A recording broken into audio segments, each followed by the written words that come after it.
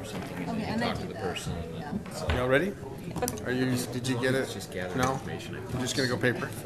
So what happened? It just won't come back up. Chairs are awkward and really low. Like I'm Maybe in you a, should like move a a, little better. like a high chair. I thought I Maybe was. this is your punishment.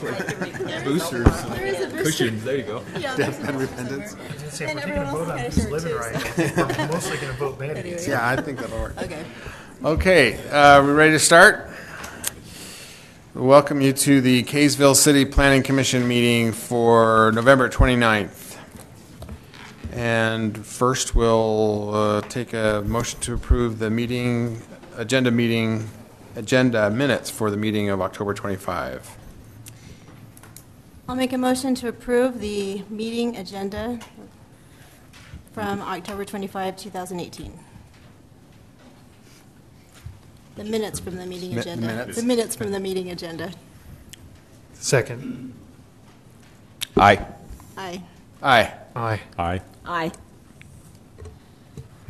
Okay, next, conditional use permit for an agricultural home occupation contractor office at 876 South Sunset Drive for Ken LeSure. I'll be happy to introduce that, Mr. Chair, and I don't recognize her at the cusp as he's here this evening, but he may show up as I'm speaking. But just as a brief introduction, Mr. Leliker has had a business on Sunset Drive for many years, licensed through Kaysville City. He actually lives in the home directly south of the one that he's currently building, and so he's simply relocating next door into the new house. It's an agricultural zone, so it has a little bit more leniency in what they're able to do as an agricultural home occupation. He does have it's a contractor office, essentially, with trucks and equipment and stuff stored in the garage, and then he does have a few employees that come and go from the business. Roughly, employees come during the day, pick up the parts they need, and then go on site to do installs and such. I spoke with him about it since it's been, my recollection, almost 20 years since he was here before the Planning Commission for his original conditional use, to make sure he still recalled some of the restraints and that it hadn't grown beyond what our ordinances allow. And based on that, staff feels comfortable making a recommendation for the proposal, having a good history without at least on record complaints that I'm aware of with his business. And so with that, we'd make a recommendation without the need for additional conditions. Great, thank you. Any further questions? Discussion? And the applicant's not here, you said, Lyle? Oh, okay. Oh, okay. Do you have anything you'd like to add? No. Okay. Everything's the same as what I've had for the last 20 years, except I'm just right next door. Okay, great. Thank you. We'll take a motion if we're ready. I'll make a motion that we grant a conditional use permit for an agricultural home occupation plumbing contractor for Ken LeSure at 876 South Sunset Drive. I'll second. Aye. Aye. Aye. Aye. Aye. Aye. Keep up the good work. Thank you. Next, item number 3, conditional use permit for major home occupation B contractor office at 1987 West Hill Street for Mark Higgs. Okay. And again, by way of introduction to the item, another home business. This one is in an R1 zone, so it's a major home occupation rather than the agricultural that we've seen previously. So it has more restricted use on it. But in essence, Mr. Higgs runs a business installing carpets or flooring, and pretty much on site. He may have a sample or two, occasionally more like a swath. Not a lot takes place here. It's essentially the office. Supplies and product are almost always delivered to the location where they'll be installed. But in order for the point of business and location for licensing purposes, everything's located here with this address. Based on my visit with them and understanding of it, we're recommending from a staff level approval of the conditional use, again, without the need for additional conditions based on the nature of the business. Okay. Thank you. Any questions, concerns? Okay. Is the applicant here? I want to say, would you like to add anything? No. Okay, great. We'll see how it goes then. I'll take a motion.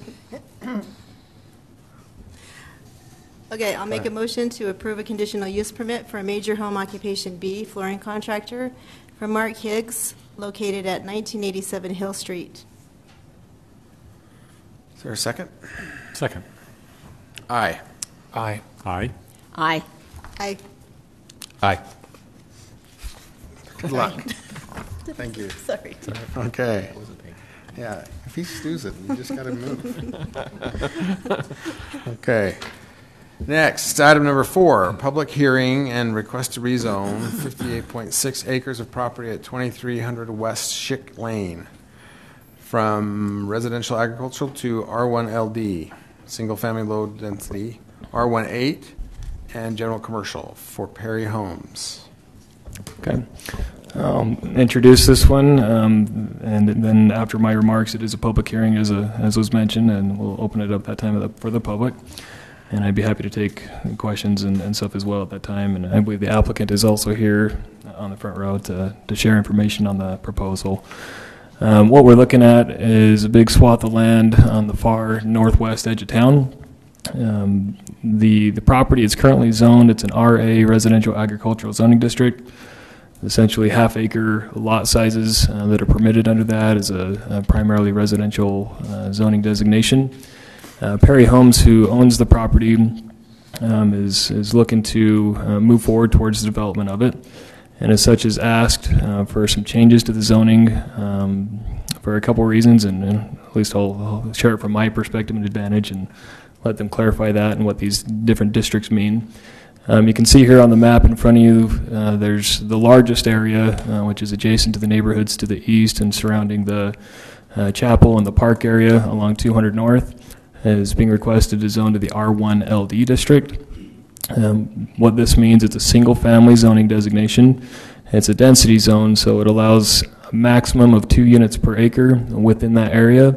But it does give the developer, again, some flexibility in their lot sizes. So instead of every lot being half an acre or 20,000 square feet, as we see often in the R120 or RA, lots can be as small as 12,000 square feet in size, but will vary in size throughout the development within this piece. Later, I have an exhibit that they've provided as an example that shows a little bit how they think that may look. I just didn't want to focus on that too much tonight because it's not a subdivision review, but it at least gives you an idea of a concept on likely what you would see. For the remainder, just in speaking with them, the property itself, they've based on the acreage they have, if they were to have developed it under the existing zoning, it would have permitted them, looking to my notes here, I believe 122 total units. And so what they're hoping to do is, based on keeping the park intact, and then with hopes of rehabbing that and get that functional and operational, keeping the same number of units, but essentially pushing those homes up against the West Davis corridor, which will be proposed and built in the upcoming years. And so the R18 designation allows for additional homes at along that little stretch. So there's about 11 acres of the R18 designation. Again, it is a single-family home location. Lots can be as small as 8,000 square feet in size, and the frontage also varies slightly, so they can, instead of 100 feet wide or 90 feet wide, excuse me, they could be 65 feet in width per those lots. So in essence, the same number of homes, but a little more variation on how they're put, helps keep the park intact. And then the general commercial zoning designation right there on the corner is essentially right off of where the West Davis corridor interchange is proposed for getting on and off the new freeway once it's constructed. And there are 3 acres of that zoning district. Let me switch over to a couple more details. Again, so what we're looking at this evening from the Planning Commission is a recommendation that will go forward to the City Council as a rezone. Again, it's a legislative type decision. You get to look at it from your perspective on how it meets for the specific area, how it conforms to the general plan, and any other concerns you might have before passing along that recommendation. You've got broad discretion essentially in that decision. I think with that, unless there are specific questions that you'd like answered prior to the public hearing, I'll pass it over to the Planning Commission and move on to that step and be ready to handle more questions as they come. Great, thank you. Any preliminary questions before we open up the public hearing? Okay, so we'll now open the public hearing on this item number 4. Is there anyone here that would like to address this item? If so, please come forward and state your name.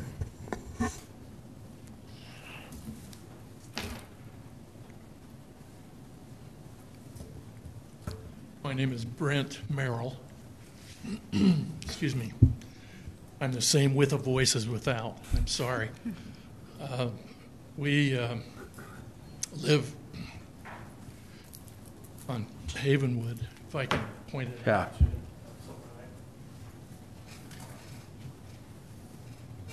We're on Wellington right here. All of these homes in this area, with the exception of about 3 homes, are all retirees. Widows. Do you want to come back to here so we can? And there is a laser pointer, sir, up by that microphone that you can use to point if you'd like. Oh, this one. We're recording the meeting, so it's nice to have you on the mic. That's I it. appreciate it. We have quite a few widows, about 11 or 12 in this area, a lot of retirees, and that was one of the draws for the home, or for this area, was because it's a cul-de-sac, basically, and very quiet. Right here, there is the road, excuse me, does an L turn right here, and that has been barricaded, and all of the roads inside that HOA are all private. We maintain it, we control it, we take care of all the snow removal, everything else. And so we would appreciate it if in the future, as the development goes along, that barricades stay in place so that we don't have through traffic coming through that particular neighborhood. So, I'm sorry, I missed where you pointed. The barricade's right at this corner, what is that, northwest? Uh-huh. Okay.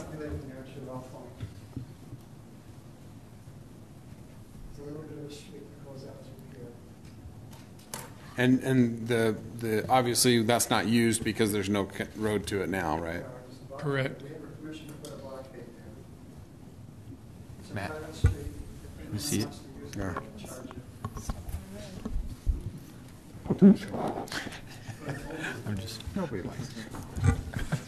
I'm still using my pictures. Thank you. Thank you. Appreciate that. That's a good point.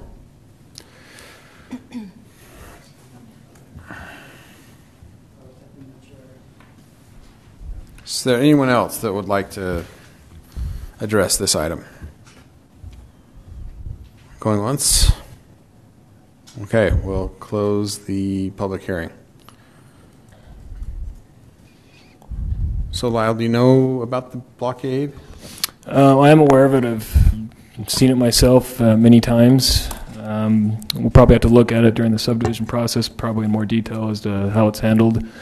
I don't know if it would be required to push through for emergency access, but there are probably options even without a blockade on a gate, Fire gate or something of yeah. that nature. So certainly their concern could be addressed in different fashions, and we can look into all those options, including the barricade, if that's appropriate. So, Would it be, I mean, the way it's proposed, I realize we're not looking at a plat, but the shape of that park just lends itself to that curved road, right? So this L-shaped part that they're talking about is going to connect to that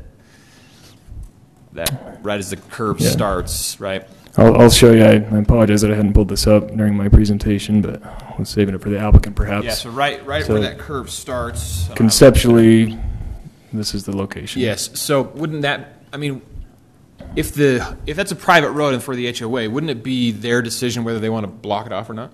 They don't have to connect to the public street. Correct. I think they'd have the right and ability to control it.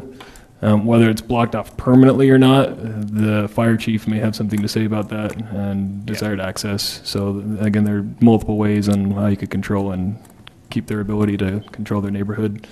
And we haven't vetted that through internally yet, so that's good to have the comment, and we can look at options and work with them on solutions. Just for the record, my name is Roy Stoner. I think it's in our bylaws somewhere that you might have them on record. I don't know how that works. that we've been given permission to do that.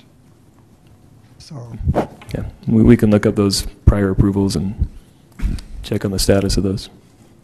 Wow, that's obviously a much more densely developed piece than most anything else out there, and it's in the RA zone. How did that come to be developed that way? Yeah, so historically, we'll zoom out to the zoning map, and I'm going to say builders wrong, so I'm not going to give names on who's doing it because I forget as the years have gone on who's transitioned where.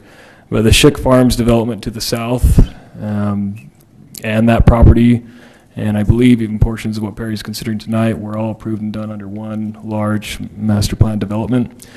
And so through the PRUD overlay, again, as a density, they were allowed 2 units an acre, but they clustered a portion of that density into that location. I see. And the remaining lots are either much larger or differing in sizes. They also provide open spaces such as the park, and there's a horse arena and some trails to the south. So that's how that came to be, in essence, was just a really big development, and they were a portion of that density for that development. Okay. And does LD replace that option now? The RA with the period overlay is now the option in the LD zone, or are they different? The developer could do either, technically. So there are some slight differences in what an RA zone allows versus an R1 zone. The RA more or less is identical, except that it's animal rights is slightly more in favor of property owners within that. So horses and things like that, if people want on their property, they don't have to come before the Planning Commission. Currently in an R1 designation, you don't have to come for chickens and smaller animals, but you would still have to get a conditional use for larger farm animals on your property. And that's become the biggest difference between the two. Also, the developer is not asking for any PRUD type exceptions. They're just going with straight zoning at this point. So all lots meet all the minimums, all the frontages, all the lot sizes, and the zones requested. Under PRUD and an RA, they could make different exceptions to any number of things depending on what the city council ultimately approves. For instance, in this case, you have the patio home type community and things that became a part of that. As they're proposing it, that wouldn't be allowed under the R1LD, at least without a PRUD component to it. So, Do you know what they envision putting in the GC area? The 3 acres, is it 3 acres that they wanted to do that? yes, 3 acres is what's asked for. I do not, so I'd be happy to let the developer answer that if they have a known tenant or anything at this point. Gas stations, my guess. I mean, whether people like that or not, it's right at it's going to be at the off ramp of West Davis corridor. Well, So Dan Reeves with Perry Homes is here. He could probably speak to you on that. Yeah. Yes, Dan Reed with Perry Homes. At this point, it's undetermined what would actually be developed on the general commercial parcel. Quite frankly, we don't see a viability at this point. This is more forward planning for when the West Davis corridor comes in. That would be an appropriate corner for that use. That being said, have you considered allocating more property in that zone? So that, because it might be a busy area, right, eventually? It could be. We did consider that early on. It was kind of a stretch to allocate 3 acres internally for us, but we understood that there was some desire on behalf of the city to have commercial here, so we felt this was what we were comfortable proposing, knowing that it could be numerous years before anything is developed on that, but certainly we would hold that at our cost, but have that placeholder for the commercial. Okay, thanks. Does Perry Homes have a guess as to when the corridor is going to come through? That's a good question. I don't know the timing. Yeah, okay. It is funded, and it will probably be under construction 2021 or thereabouts. So yeah, it's not that far off. It's imminent. And how does that? Can you, Lyle, use your magic wand and show us where that's going to? Yeah. So, big picture, Kaysville City has stopped annexing properties in order to preserve a corridor for West Davis. So, pretty much when the color stops and it's white on this map, that's the city boundary. west of the big power lines that are out in that area is where the corridor would go. In this specific location and on this map, there's this purple and red. That's property that is private but was purchased by UDOT for the corridor. So we no longer have this light industrial, general commercial, and light industrial zone. If I go back to the aerial image, you can see the Case Creek Elementary. It's going right through this area here. I don't think the final design is in place. They're probably 90% done with their plan, so to speak, on some of those details, but we know pretty well where it's going, just not exactly what it will look like yet. Okay. Thank you. Any other questions for Barry So Holmes? I got, and I think all of you did as well, an email from Taylor Spendlove expressing support. I don't know where he lives, though. We didn't give an address. So I think he's in Hill Farms, okay. just east. East, yeah. He came and spoke on the Stake Center GC rezone. right. Not to us, but I think the city council. Okay. Okay. Any other questions before our Perry Holmes representative? What, you can go ahead and sit down, and then why don't you come up? Hi, I'm Eric Strong. We live on the corner of Island Drive and Island Way. So the commercial property is right at the back of our house. So the idea of more commercial property doesn't sound good to us. In any commercial property, I mean, that means a lot of traffic in and out right there at the back of our home. I understand the concept of the corridor right there and the on and off, but it feels like that would be a reduction for the value of our home to have those businesses right kind of in our backyard. So. But you face in, right? You face in on that cul-de-sac. We do. It's in our backyard. Yeah. It would be in our back. Yeah. And we understand the corridor's coming. Yeah. And Yeah. so that's going to increase traffic. But having like a gas station or something, it would cause even more traffic all hours of the day and night. So just for the record. Thank you. Appreciate it. 3 acres isn't very much No. for commercial. I agree. It is. I agree. It's an onion field now. Yeah. So, but, yeah.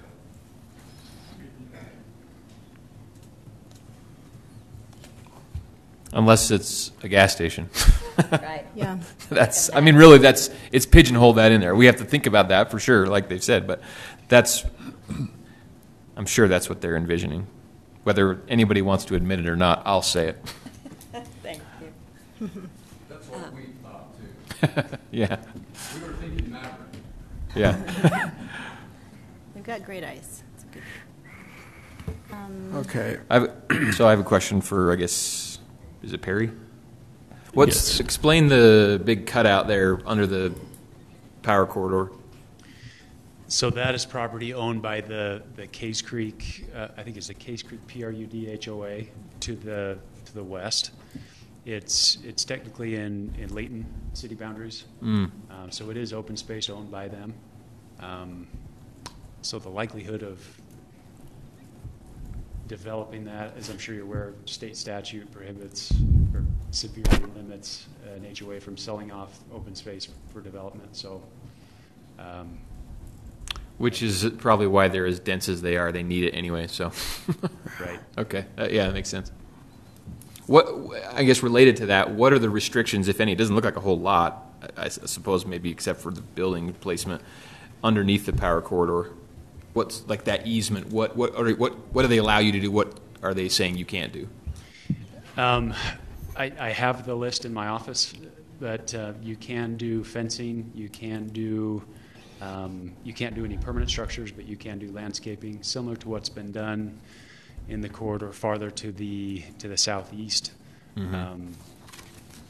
but no permanent structures. And even at that, I believe it's a 15 or 20 foot separation from the lines that you need to be away for the actual structure of the home. Yeah. So if it's helpful, back on that HOA open space parcel, again, this is a rezone, but in the concept we've proposed, we're proposing a 12-foot corridor to connect to that open space if the city wants that. And that would all be hashed out at plating. But Right. That's good, though.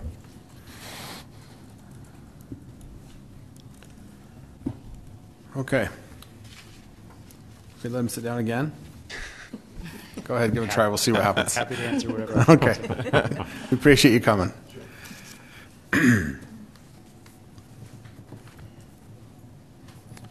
Any further discussion, concerns? You wanted more commercial? My only concern is that,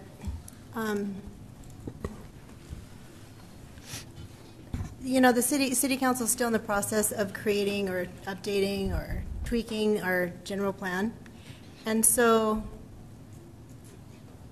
there is a plan in place, but they're trying to update it to increase opportunities for Kaysville, to increase the tax revenue. We've got issues with roads and other things. And so so that's my only hesitation is I think, I know nobody wants commercial in their backyard, but we do need some. And where that's going to be a pretty busy area anyway, it seems like, whoever did put something there would probably be pretty successful. So that's my only hesitation. I just think, they're still in the process of deciding exactly what we want to do and how we want to envision the city in the future, and I would like to see more commercial. That's true. Well, that's a good point, and it helps us remind ourselves that this is a recommendation that goes to the city council, and the city council makes the decision. It's a legislative body that's been elected by the public, and the public gets to influence them at that venue. So we get to make our recommendation and either approve or to not recommend it, and then the city council decides. So whatever we decide here, if it's not what you want, or even if it's what you want, you should attend the city council meeting at the same time to make sure what you want to happen happens. Exhibit A to that, of course, is what just happened to the east of this. We recommended denial narrowly, and they rezoned it. They went for it. They took away commercial, but that's what they did, and we, I think, debated it pretty good. And sometimes they listen to us, sometimes they don't, and that's just how it works. Yeah, and we probably have another one like that coming up. Yep. Here in a few minutes.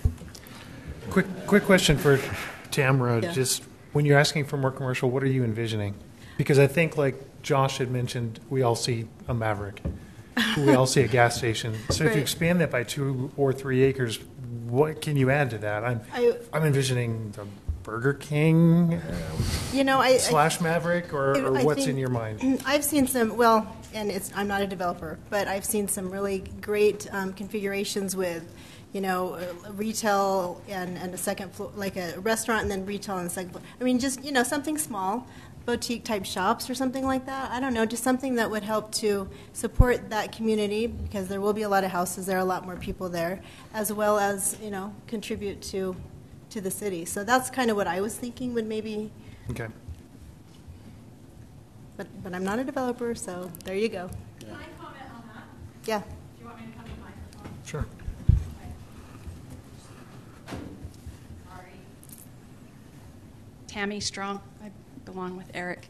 So, just briefly up the road from this division where we're talking about is the Smith's Marketplace, where they are right now building a new little strip mall right next to Neater's, and there are several businesses right there that some of them do really well and others just struggle. So I think more commercial, I can understand a gas station, but trying to put more little places in there where we have several places that are already open here in the city that are struggling right here on Main Street. I think, some of us moved out there thinking we're moving to where it's going to be peaceful and quiet, and all of a sudden we realize, guess what? Here comes the corridor. Yeah. We go, okay, we can deal with that. And then we go, oh, there's going to be a Maverick and 50 1,000 people traipsing through our backyard all night long. Plus, we're right across the street from the elementary where the little kids are constantly in and out and around and about. So I see benefits to opening it up to business, but I also see areas in Kaysville that we could reform and redo and make it even better, I think. Thank you. Okay. Further discussion? So my thoughts just on everything, I suppose. I am a little surprised, although it's taming, it's being more tame out there, but you know, if this was in another spot in Kaysville west of I-15 and this big of a swath of LD was being proposed, we might have more people, but so be it. So I think the LD is close to 2 units per acre, 1.9, so it's not drastically different than the general plan as far as that goes. Now the R18 is 11 acres at 3.3 lots an acre, and I'm okay with that because, if I understand it correctly, the back of those lots is essentially, they're essentially going to back up to the right-of-way for West Davis Corridor. So if the general plan says areas of higher density along major roads, I think that meets the spirit of that for sure. Now, as to the general commercial pad there, I personally wouldn't be in favor of more general commercial. I think that 3 acres is enough. I'm not necessarily in favor of no general commercial, and it kind of relates to, so I guess my short point is I'm okay with it being there, and it relates to the point that I made on the discussion further east there with that big red square. And from a planning perspective, if I have a pointer, can we? Maybe this one works. Let's see. Okay. So from a planning perspective, as I've said before, I'll say it again. This, in my opinion, worked as a general commercial. It's no longer going to be a general commercial, little neighborhood commercial zone. But the point behind the planning purposes of it is all of these people wouldn't have to travel up here and make this road further congested. They could stay a little more local.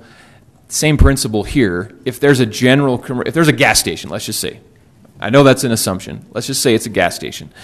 Then that means essentially all of these people who commute or who use the West Davis Corridor are going to come this way, and they're going to get on the West Davis Corridor, and they're going to get their gas here. Instead of having to go up here to Maverick or across underneath I-15 and get gas up here, which, again, just makes this even more congested than it already is. So it funnels some traffic down here. Now, I know that's not what the neighbors want to hear, but if I'm looking as a broad picture, it lessens traffic up here, and it keeps one little spot of commercial. The rest is residential. So, in my opinion, I know reasonable minds can differ. It makes sense to have that little tiny square of general commercial in there.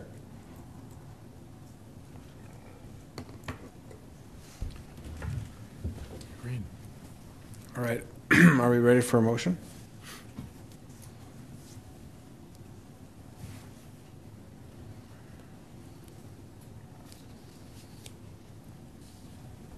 Let me look here.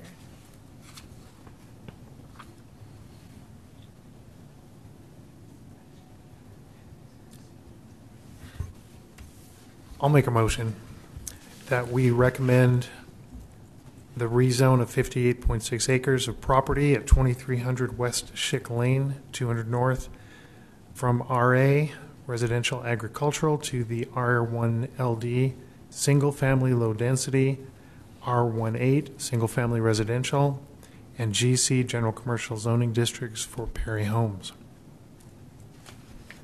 Thank you. Second. I'll second it.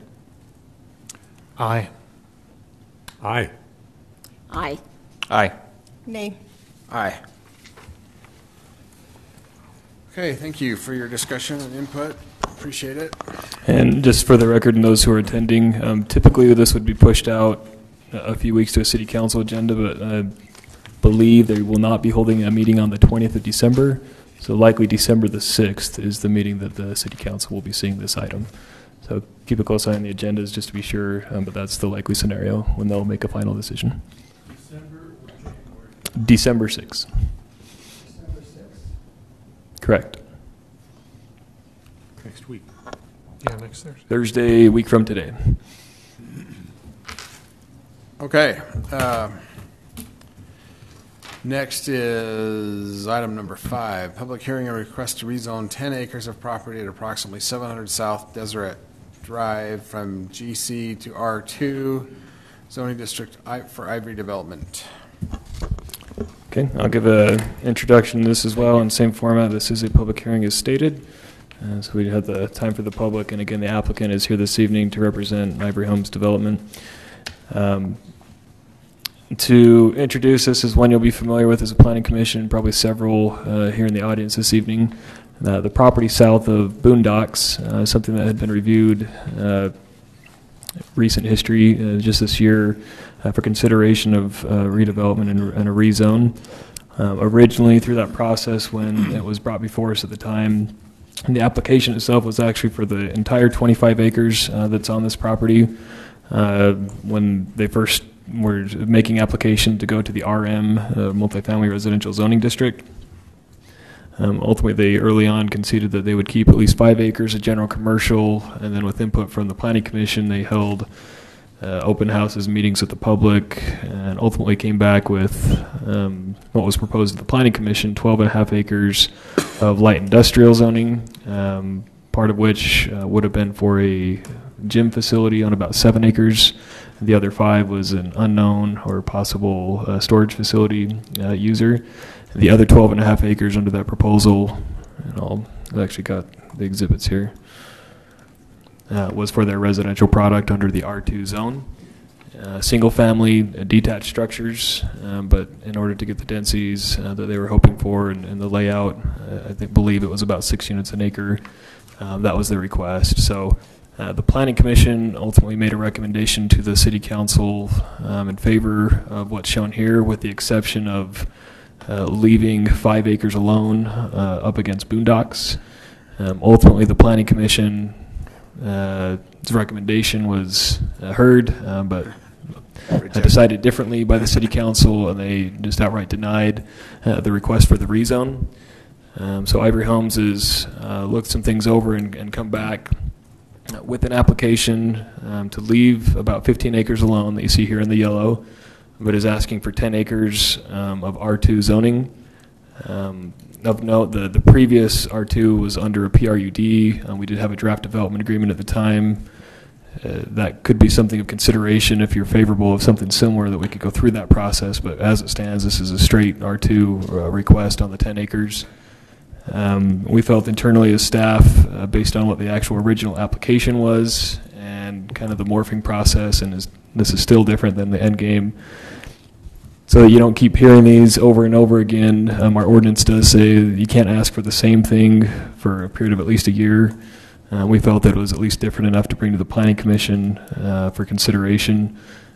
So before you tonight, and again, they have representatives here to give you more details. It's just the 10 acres, leave the rest alone as the existing general commercial under the R2, which is single and 2-family residential type development. So if there are other questions, I'd be happy to address those from the commission. Otherwise, I'll turn it over to the commission to start the public hearing. Thank you. Any preliminary questions or clarifications? Okay, we're all excited for this. The public hearing is now open on item number 5. If you'd like to address the commission, please come forward and state your name.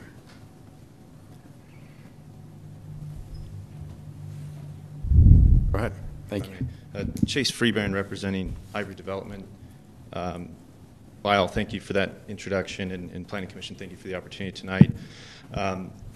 As Lyle mentioned, 60 days ago, the Kaysville City Planning Commission recommended unanimous approval, 6-0, in favor of our previous proposal. As you're aware, it went to the City Council, and it was denied. The City Council turned it down. Naturally, we were disappointed, but we thought, well, let's take the City Council's feedback, see if we can retool it, see if we can meet the City Council's needs and the needs of the community. The previous design as Lyle mentioned, did have light industrial. We felt that was one of the main reasons the City Council turned this down was they wanted general commercial, as much general commercial as possible. And our plan showed light industrial, which, as Lyle mentioned, was really to tailor to our suitors, who were Congo Gym and the self-storage unit group. And that was really for them. It wasn't that we were opposed to general commercial or didn't want general commercial. That's just what they had indicated to us that they wanted for their development to work. But a little bit of background on the property. America First Credit Union is the current property owner, has owned the property for a little over a decade, and has been marketing the property unsuccessfully in the general commercial zone now for several years. One of the biggest challenges they have had is, no buyer is willing to take down 25 acres in one bite, one closing, to take down that much acreage of general commercial in a site that really has been challenged really due to access. It's a great visibility location from the freeway, but its access to this site is really challenging, and there are some traffic concerns for any commercial user. However, we've listened to the City Council. We have actually reduced our residential portion, as Lyle mentioned, from 12.5 acres down to 10. Roughly what that does in a unit count is it takes it roughly from 80 units down to 50 units. And these are residential units, single-family homes, detached, for-sale product, no townhomes, no rental, no apartments. We feel that the addition of commercial zoning, the fact that we're setting aside almost 15 acres and reducing the amount of commercial we're taking on the property, we feel that's a compelling enough reason to come back here before you tonight and to go before the Planning Commission, or excuse me, the City Council, and get their feedback. So with that, welcome any questions at this time, and love to answer any questions and also hear from the public. Thank you. Thank you very much. That was helpful. Anyone else?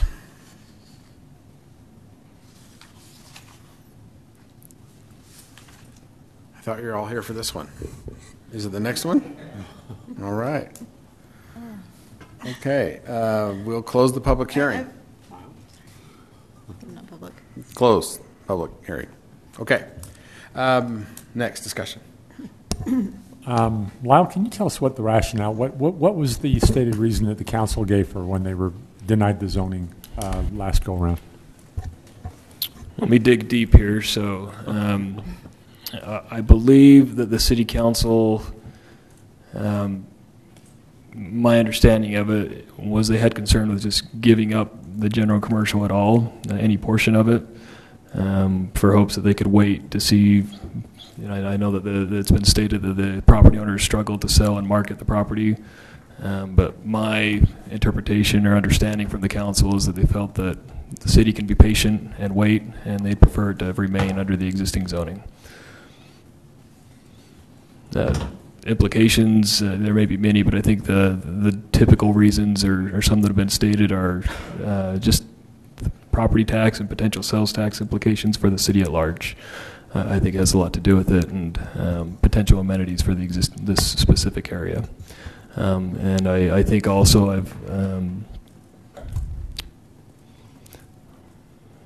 I think that's, from my understanding, what was stated within the meeting.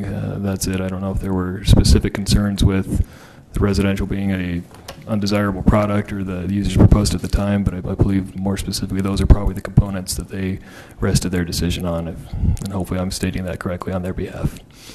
From the last proposal, I mean, there was a lot of time and effort that went into that, and a pretty detailed plan for the residential development that was put together for that, and I think that's part of what led the Planning Commission here to look at it.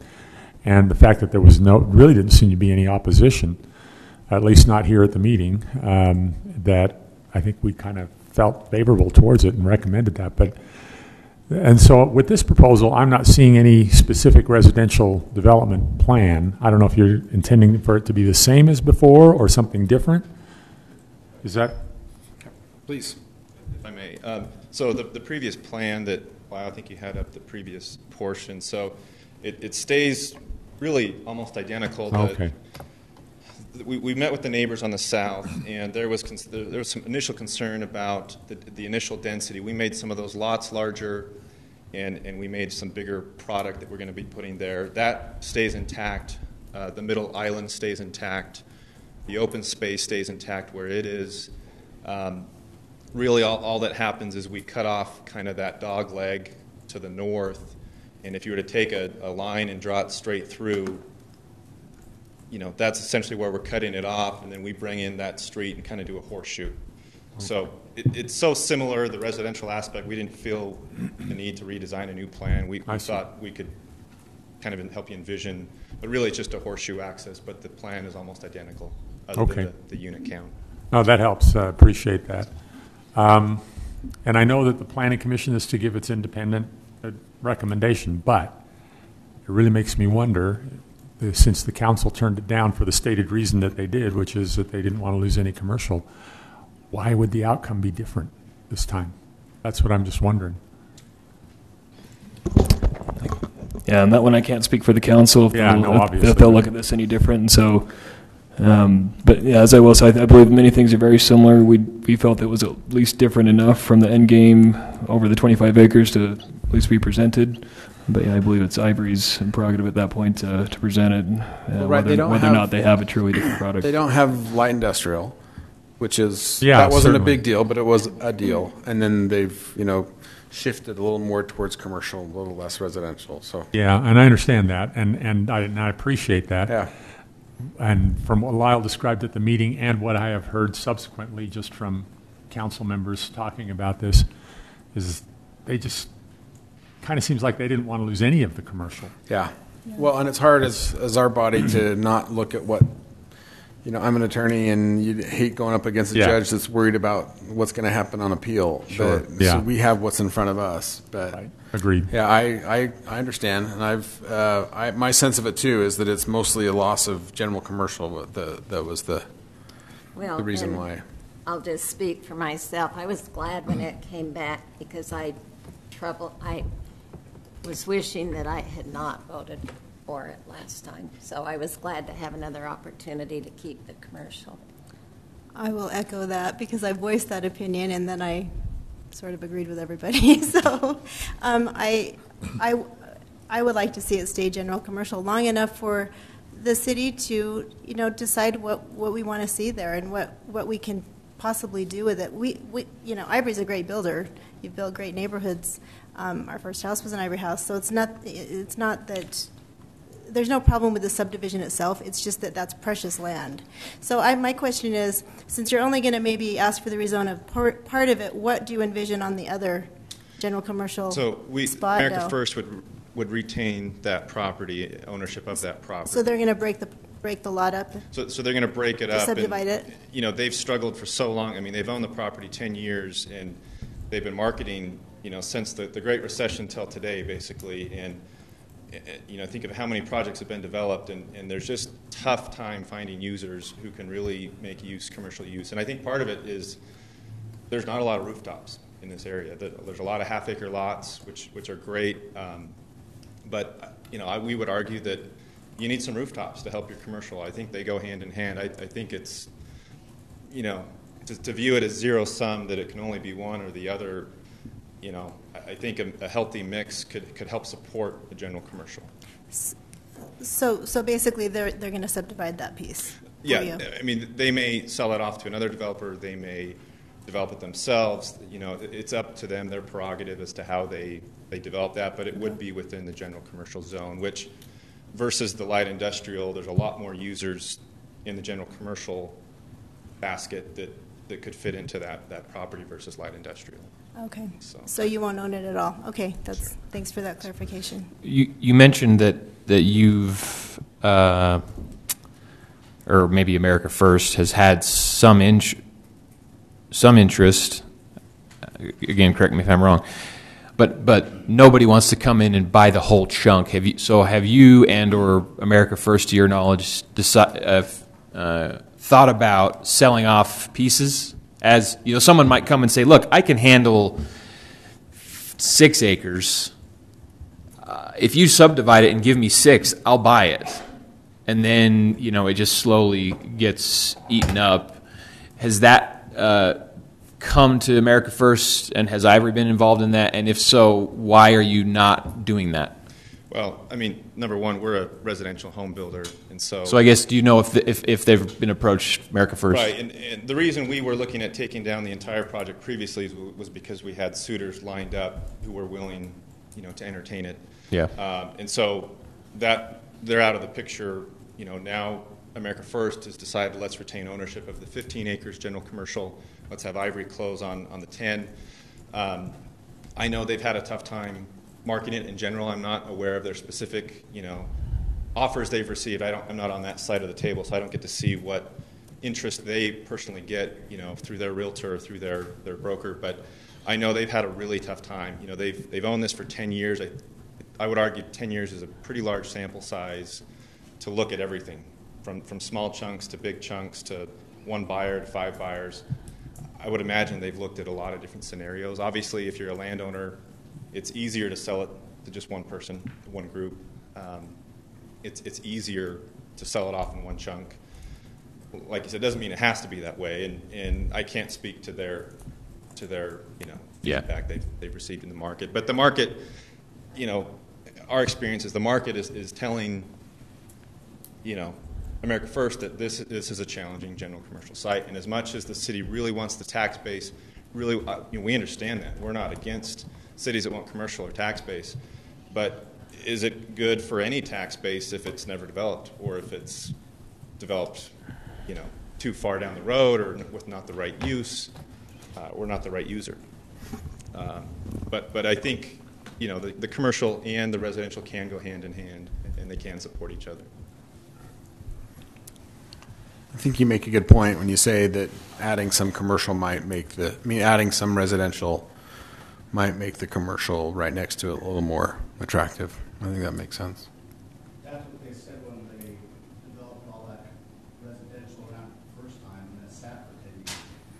So, well, right. I mean, that makes both points, right? And that makes the point that the commercial's not working. to be Yeah. honest, I don't like Chase. He's a great guy. I don't really care what happens. I just thought I'd throw that out. Well, I appreciate your candor. Thank you. Okay. Thank you. Thanks. I confess I didn't follow exactly what the city council's rationale was, both on this one and the one other general commercial rezone that we just talked about out there on Angel Street that just came before them. But if the rationale is, let's keep general commercial because we want quote-unquote tax base, which is debatable how much tax base either one of these general commercials would bring. And then B, we want to see what happens. We don't want to give it up because we don't know what's going to happen. We don't know how this is going to develop, what's going to look like, who's going to want it in the future. My first glance reaction to that argument is then you definitely shouldn't have got rid of the general commercial out there on Angel Street, because if anything is uncertain between this general commercial and that general commercial, it's that one. Because we don't know how West Davis Corridor is going to affect that. We don't know how it's going to affect that general commercial. It's gone now, but we didn't know how that was going to affect it. This one has been built out as it is for at least 10 years, probably longer. I don't know how long Deseret Drive's been in there. So this one, essentially, nothing's changing. It's virtually built out as far as households go. The road is not necessarily going to get any busier unless, depending on whatever comes in here.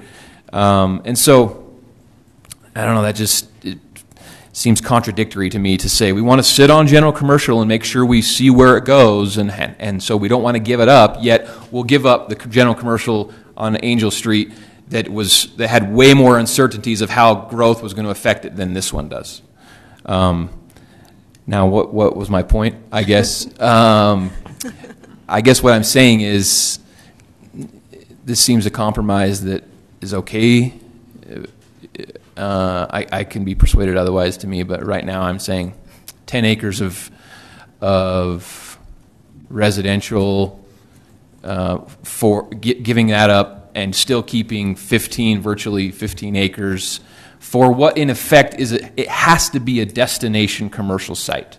It's not going to be a retail site necessarily. It's going to be office type buildings like what's over just next to Boondocks or some other destination type commercial site. Maybe, I mean,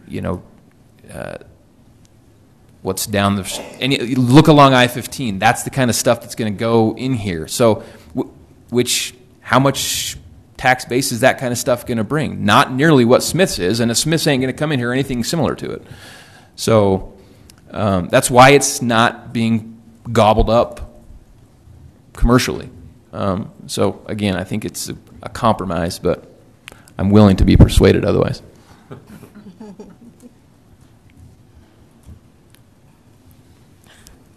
So I see I get the point of what the council was saying with regard to the commercial, and they want to hang on to it for tax base. And I also see and voted in favor of the last rezone proposal because I think there's I agree with you, Josh, that this is not going to be a prime commercial site. We may get some business of some kind there. I mean, you have Boondocks, you did get that, but it's going to have to be something like a destination, I think, like that. And who knows, the likelihood of that coming. So, and then getting some additional housing and maybe some diversity of housing because it's along the freeway. That's the reason I voted in favor of it the last time around. By the same token, I also get that, Tammy, I think you were mentioning that that the mayor has said and the city council said that they want to relook the general plan. And this is part of maybe what they would relook. And given what kind of has happened, maybe it takes some time to get people to buy into maybe something different needs to happen. So I'm kind of in Josh's position. I'm like, I could be persuaded one way or another on how to vote on this. I think I support the concept of doing some residential here, but it may take, I'm not sure the council will or the residents necessarily. And yet I thought there'd be a lot of residents here tonight and not really seeing it. Oh, you're just not talking? That's when we find out what's going to happen. I see, okay. Personally, I don't know what the city council is thinking necessarily, but this is just such a large piece of property. The reason that I would like to just wait and see is because, as planning commissioners, it's our opportunity to look at some zoning laws or some zoning ordinances and maybe come up with something that will create more options. And personally, this is a sidebar, I think that if we had more time during this meeting to do that, that would be really constructive for us because we are planning commissioners. So that's the reason that I would, and that's the reason last time around, I also wasn't 100% for it, even though I, did end up voting for it. I recanted afterwards, but it's because this is just a big piece of land, and I think that we have opportunities right now to make some great decisions planning as we move forward. The reason that we have this big piece of land in the middle of a neighborhood next to a freeway is because maybe a lot of thought wasn't necessarily put in, years and years ago as the city was in the process of growing and building. And because that's the reason I would like to preserve this. It's 25 acres, it's in one spot, it's flat, it's, accessible, not necessarily convenient, but it's got good, freeway visibility, et cetera. And I would like to see what we can come up with as planning commissioners and, the city council approves in terms of options for this space. And so that's why I would vote against it, simply because I don't believe that it hurts us to wait and see. It's, had we done this 10 years ago, we wouldn't have this piece of land sitting there. So now this is what we have, and we don't have a lot to work with, and I think it's an opportunity to really move forward with putting strategy into the growth. So, I think that's a good point, and the other side of that is that whatever planning we do, it's still it's the market that's going to decide what goes in there, if anything. And the difficult thing is figuring out what can go in there, and you have to have. The owner of it needs to be able to figure out how to market it, and I don't know. I'd like to see more I'd like to see the commercial preserved. I'd like to see it, something good go in there. But I don't know how long we should wait. You know, one thing that I would love to see, you've talked extensively about, they've marketed it for 10 years with no results. I don't believe that. I believe there's been results. They just didn't like them. I've tried to sell my car for the last 10 years. Nobody wants to pay me $100,000 for my car. I don't know why. It doesn't mean that people haven't come and said, hey, Tom, I'd buy your car. It just means, I didn't like the price. Is that what we're seeing here? I'd love for the bank to come and say, this is what we've had, not just nobody wants it. I just looked it up. It's $7.5 million. It's being marketed right now. That may be a stumbling block for a few folks. But in the last 10 years, have you had people that have come and said, I'll take 6 acres, I'll do this, I'll do that, and they've held out for $7.5 million? Yeah, well, and just as much price, it might be size, right? Yeah, it might that be could that be. the bank, had an offer for 1 acre and said no because we don't want to. But have they tried to market it in 1 acre increments? Yeah, no, to say, you know what, that's the information I would love to see. What have they done and been unsuccessful with? To simply say we've tried to sell it as 25 acres for 10 years, I get it. It's not a great location for a big box or something like that, which 25 acres would be great for. But what have they tried to do? Because if it really is hopeless, this is it, okay, then I would feel better about dividing it this way and saying, okay, but if there's been opportunities and they were the ones who chose not to accept those opportunities, I'd feel very differently about it. Well, it's market-based, right? I mean, ultimately, their goal is to get the highest and best offer, the highest and best value for the property, as you would for your home selling your property, and right. That's pretty normal. I mean, they're going to try to, maybe they shoot for the moon initially, and maybe they get some offers and they realize, okay, this is where the market is. This is where, commercial ground is selling for in this area. And I can't speak on their side. I'm not behind closed doors. I don't know how their operations work. I do know the realtor, Patrick, who has helped to market this property for a very long time. I know he's come to us expressing challenges trying to find users. It is a challenge.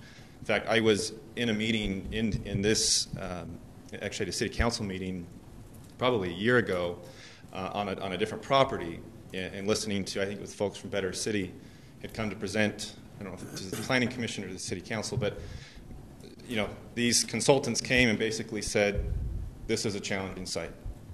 Here's some potential users, here's who we've contacted, it's a potential site. The price obviously is part of it, that's part of the equation, but I think we'd be kidding ourselves if it was just, hey, the price is too high, it'll work if the price is lower. I mean, I think ultimately the site, the location lends itself to the market, and if people can't get to a commercial destination, or if they struggle finding it, or if it's only a destination use, that weeds out a whole lot of potential users. I totally understand that. It seems like it's being presented as we have no other option but to rezone it, that's all we have. And if we don't rezone it, it's going to be an empty space for the next 10 years. I'd like to see something to back that up. Sure, and I'm happy. We're happy to bring 10 years. America First to a meeting with their realtor to discuss their efforts to market the property. I can't speak for them, Right. but absolutely, that's something we can help with. Well, and I was just going to mention, I agree with what you're saying, but on the other hand, that's not our problem as a city, that the bank can't sell the property. If they get desperate enough, they'll be creative. They'll subdivide it. They'll do whatever they have to sell off the pieces of land. So I understand what you're saying, and I can see where, if we say, gosh, nobody is going to buy this, but so what, really? It's great property. It's a large piece, and I don't think it's our responsibility to necessarily feel sorry for the bank, is what I'm saying. Right. Yeah. Yeah, I mean, they bought it knowing it was general commercial, thinking we can turn a profit on this. I'm assuming that's why you buy. I don't think land. they bought it. it. It was a foreclosure, I think. They wound up with it. But they approved it. They underwrote it. So, Yeah. They knew that it was. Well, the question is, is it better to hold out for something in the future or get something in there now? And the record is that for the last 10 years, they haven't been able to get anything. But I think it's possible they get something in there. And maybe they need to break it up. Maybe they haven't broken it up. But leaving it empty is not great for anybody. That's where I'd like to see how creative have they been. Yeah. Or has it Well, just been 25 acres? I know for 10 years, that. Which is tough. I know that realtor. I mean, the agent, and he's good. I mean, I don't think that America First wants to hold on to it. Right. Right. And so I think that if it were so good as we want to think it is, it would have been sold. There are plenty of great general commercial sites that are not in Kaysville necessarily, but just along the Wasatch Front that people are clamoring for. And those ones that are good get sold maybe multiple times in the last 10 years. Even if, there's not, the price isn't right or whatever. I mean, I guess what I'm saying is it's good, but it's not as good as maybe we think it is or would like to think it is. If it were that good, it would have been sold. Well, if we talk about the market, though, at $300,000 an acre, I mean, there's not a lot of property at that price along here. Meaning They're it's almost expensive. double what It's expensive. the market is. So I'm not sure what you're saying. $300,000 is a lot. You could buy a lot of property around for a lot less, like around 200 or 185. Okay. It would be nice to have And the their broker banks here. and they're pricing it at 300. Okay. I just did the 7.5 by 25. It's 295. 295. Okay. I did it. Well, I agree. I mean, I agree. I mean, And the other thing is Utah, we're very good with business. I mean, what the governor does and the incentives that are out there, there's just a lot. It would be nice to what Tom said, to understand what exactly has been taking place. I can speak just a small amount to that, not being the owner or the seller, but my understanding is Ivory brought up Better City that the city had worked with and then hired as a consultant to bring in users into the site, was that America First had previously been unwilling to break apart the property and sell it. So I think that has been part of the challenge, and the prices creeped up over time from what I've known and seen on the property as well. So how that plays into it, and we'll let you interpret that, but we do know through that experience that it was my understanding an all or nothing use of the property. So then that One lot, 25.34 acres. That 7.5 million. That raises the question then of is a piecemeal effort, does that create a better product? result? Yeah. Well, in other words, why isn't the bank willing to do the piecemeal? I mean, if this is an investment for them and they're holding out for the big money, then that makes a certain amount of sense. But if it's like a lot of banks I deal with, they just want to move it. Right. And it's strange that I don't understand what their agenda would be other than to sell it, sooner rather than later, unless they are holding out for the big money. Which isn't usually the case, right? So we have to kind of speculate they're not here. Right. Which leads me to believe if we assume that that's not usually the case, that means that they would presumably be willing to move it instead of keeping it. Right? They want to get rid of it, which means they would be more flexible with options or what have you. And so I'm left to conclude that the reason they haven't done that is because they just haven't had. Yeah, but then the report was they weren't willing to break it up. That is my understanding. Is at the time No, I remember we had not had Better City was able to bring people to the table that wanted. Again, whether or not they were able to complete an offer and actually sign on it is another story. But for an people offer, interested in so there was smaller interest in little pieces of it, and so that was one of the challenges that was presented. We just broke it up for you.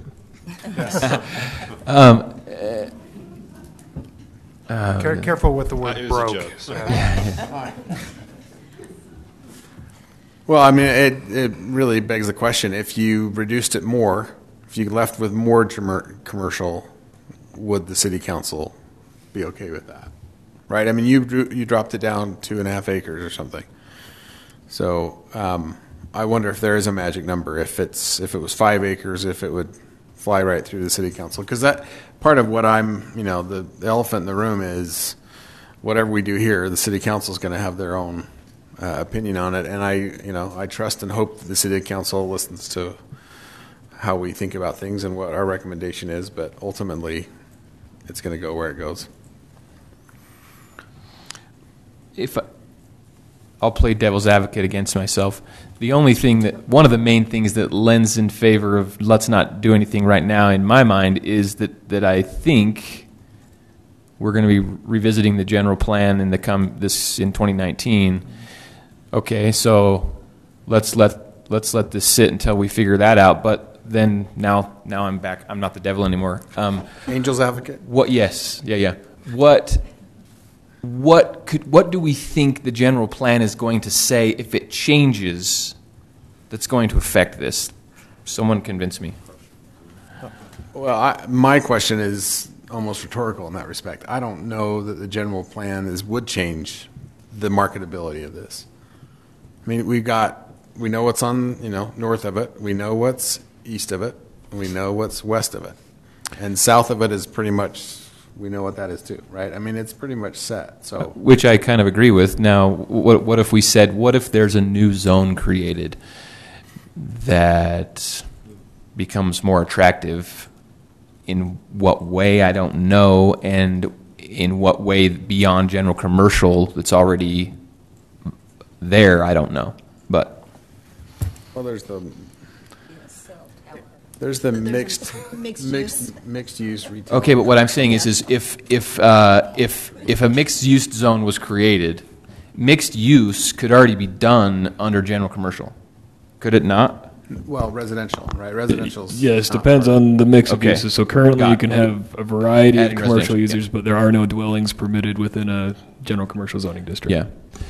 Well, then but we're back to that's exactly what we're getting. No, we're getting residential and commercial with this. No, that's why I think I don't know. Waiting for the plan is going to be the solution. Right. Okay. Should we move on?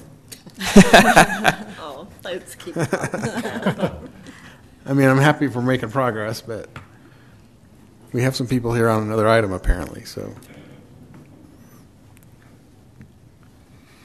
I don't think we're going to be unanimous, no, regardless. So we can just decide. Might as well just someone throw out a motion in.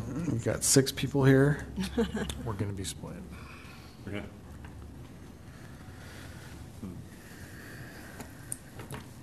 Someone want to make a motion to recommend? Someone want to make one not to recommend?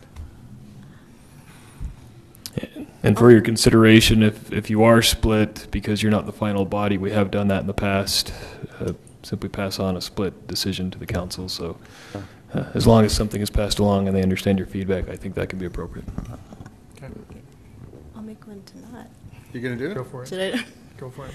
I'll make a motion not to recommend the rezone of, let's see, sorry, wrong one. Let me find it. Okay, I make a motion to not recommend the rezone of 10 acres of property at approximately 700 South Deseret Drive from GC to the R2 residential zoning district for Ivory Homes. I'll second. So is it Will? Are you next? Is it mine? Are you first? Well, before I vote, then I'd like to just explain my vote. I'm going to vote in favor of the motion, but it's not because I don't support residential there.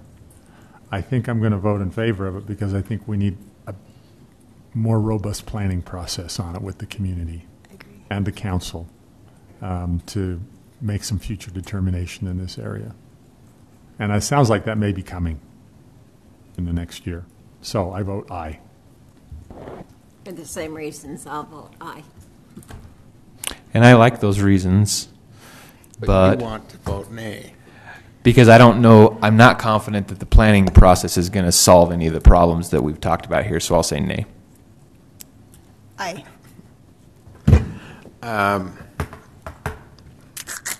I think I'm very much on the fence here, but for a different reason, I'm going to vote in favor of the motion, because I think what's lacking the most here is an understanding of the market and the marketing efforts. And I would like to talk to the bank.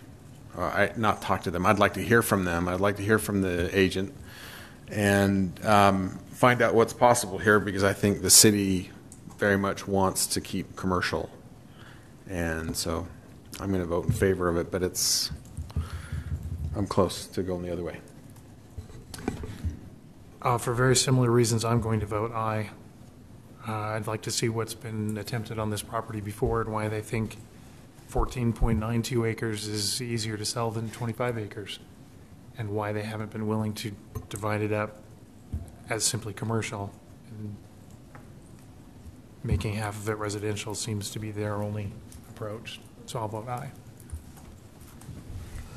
Okay. Thank you. Appreciate your it.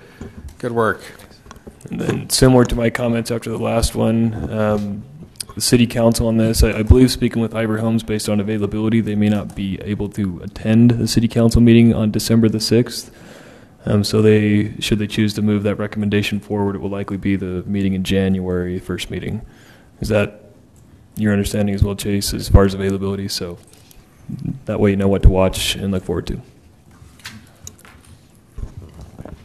All right. Next item.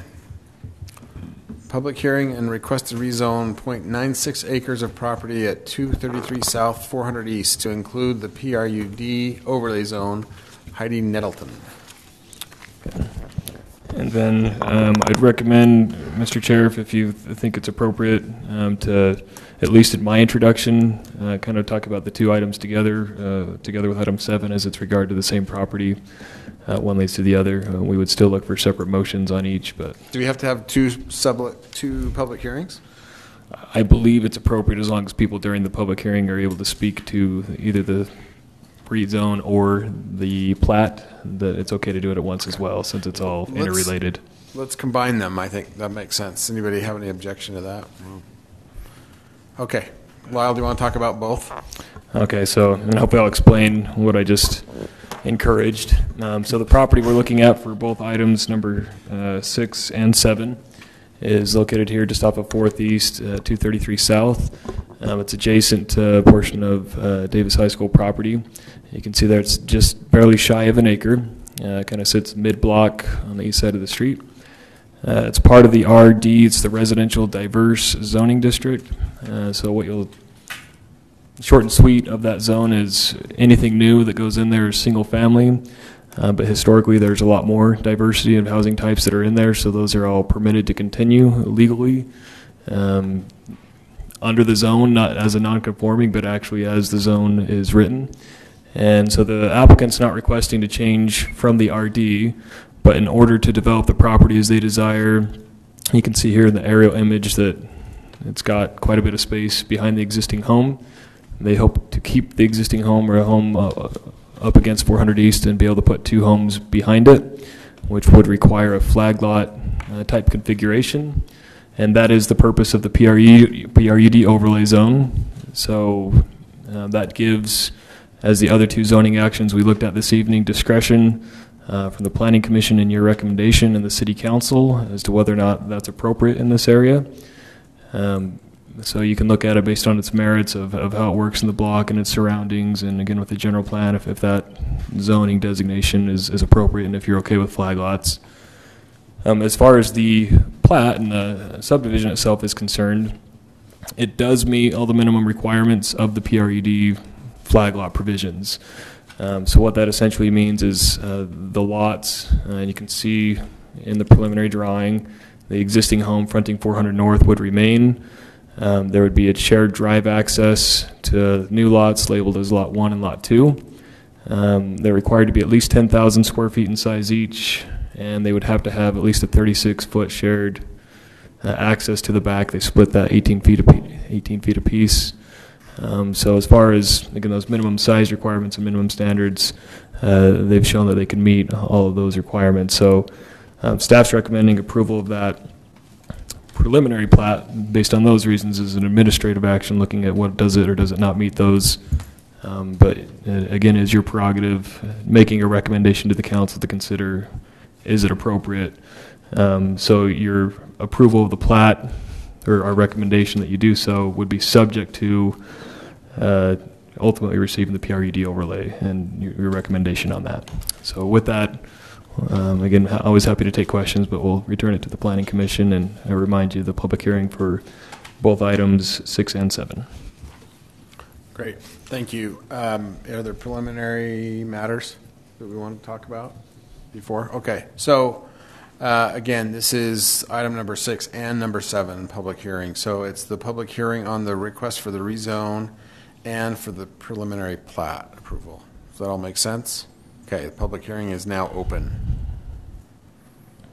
This is the moment you've been waiting for. We just came to watch. Isn't it fun? My name is LeVar Thompson. We own the property to the north and to the east of this property. If I can figure out how to use this. Right here. Okay. We own this property right here, and we own that home.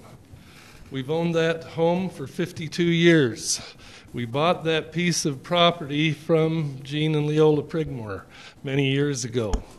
And part of the agreement when we bought that property was that they would not, this was an oral agreement, so there's nothing written, that they would not develop behind it and that we wouldn't either. So we have nothing in writing to prove that. But we have a problem in this neighborhood. Right there is a Davis High School building. It's tall. There's another one right here, right here and right here. This driveway is going to go down to the side of that building. It's going to be 20 feet wide. It's going to be in the shade almost the whole year, and especially in the winter. And that's, I don't know if the city's going to keep that driveway up or the owners will have to keep the driveway up, but that's going to be a major health issue to keep that driveway up with ice, for one. For two, the Prigmore family spent hours before the city council in the last couple of years complaining that the high school students were blocking their driveway. That's a 10-foot driveway right there. Now we're putting another 20-foot driveway in and saying their kids aren't going to block it, and they are. It's going to happen. There's a lot of kids. Davis High School is right here, here. We have another high school here. We have another high school down here, a junior high here. We have DATC. Second south, I sat in front of my home right there not too long ago, a couple of years ago, and counted the traffic going by from 7 o'clock to 7:50. There were over 300 cars went by. I sat on the corner right there, did the same thing. There were over 300 cars went by on that the day after, going north and south. That street has very, very heavy traffic on it. Fifth East has very heavy traffic. We're trying to keep traffic down, trying to make it a livable area for us, and yet we can't hardly get out of our driveways as it is. And then they want to put a 20-foot driveway in and build houses behind it. Now, I don't know why anybody would want to buy a home back in here, because they're going to be looking at our backyards or they're going to be looking at the wall of the school, one or the other. So the view is not going to be very good. It's not going to be conducive to us. We think there's a serious safety issue. Traffic getting in and out of that driveway is going to be a problem at a lot of the times when the school's on and school activities. A lot of us are here that live in the areas across through here, across through here, and so forth. And we're very concerned with the issues of safety. And I don't think the city council has addressed those issues all the way yet. But the Prigmore family, Marianne Weiniger, is on the city records, is meeting with the city council several times and complaining about the traffic and the kids blocking their driveways. Now, we think that the Prigmore family have a right to do something there if they want to, but it's not the proper place to do it. And we don't think that it should be allowed in that zone right next to the high school with all the schools all the way around it.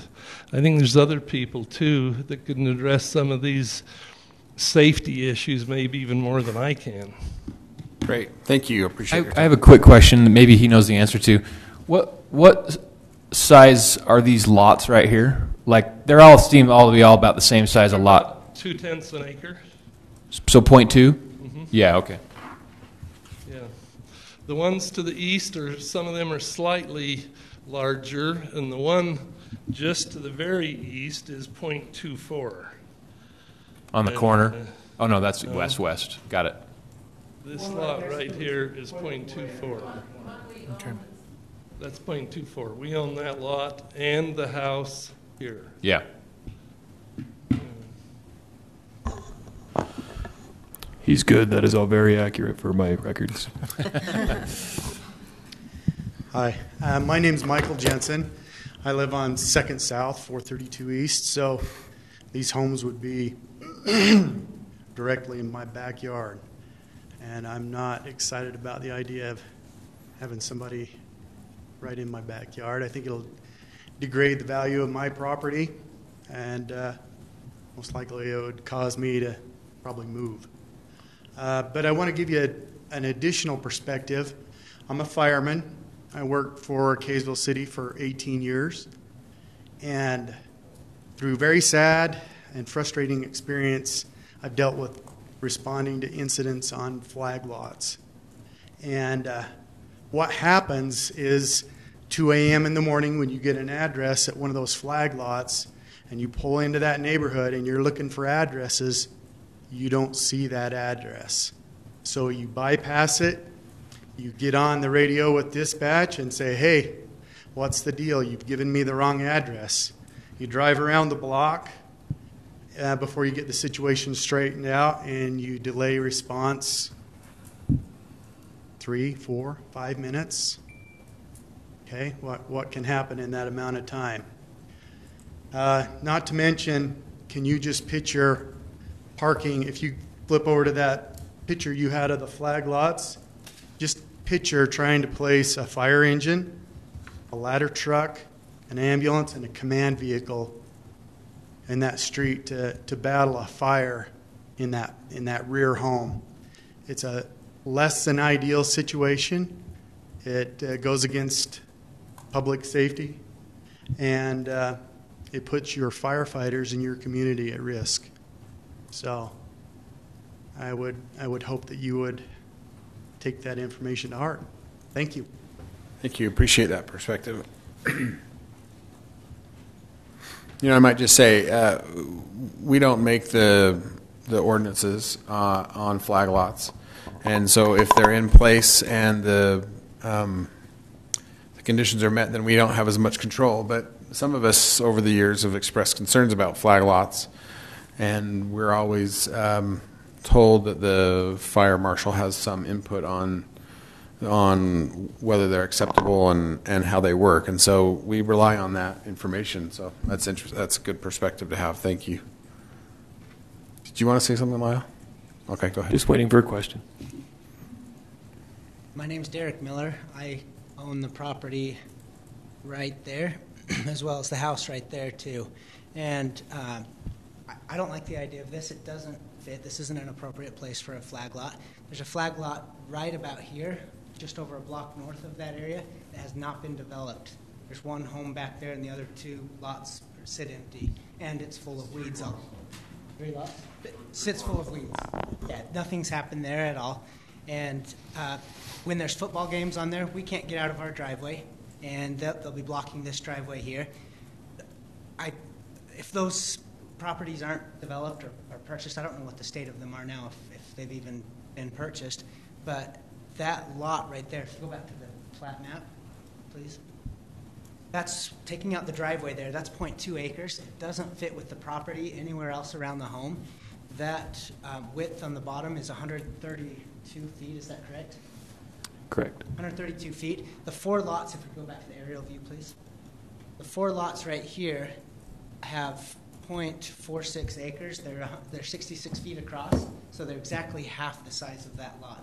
So again, I oppose the flag lot, but if they want to subdivide the property into 2, and they put a dividing line right down the middle, that would equal the size of these 4 lots right here, and that would be a much better option that would fit the style of the neighborhood. Thank you. Yeah. Okay, we still are in the public hearing. Someone else like to speak on this? Going once. Oh.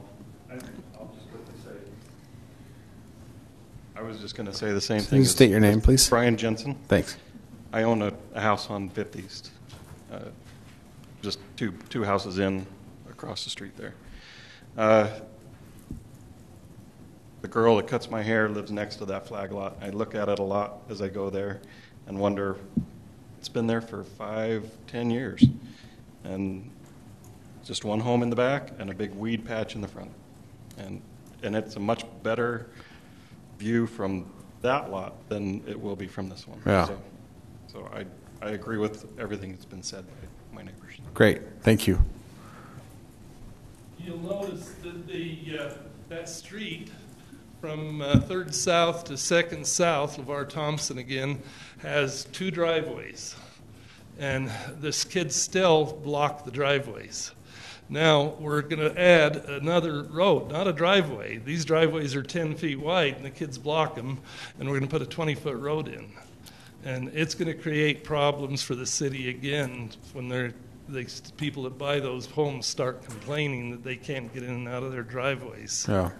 When you say block, do you mean they literally park their car so you cannot get in, or are they just the corners of it? Oh, they literally block the driveway. We've had the kids park in the people's driveways so they can't back out.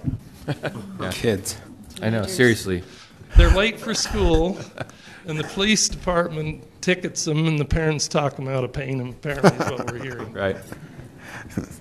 Parents. Another thing about driveways, with the second home that I own, right up, if I figure out how to use this thing too, sorry. There's a red button on the other side.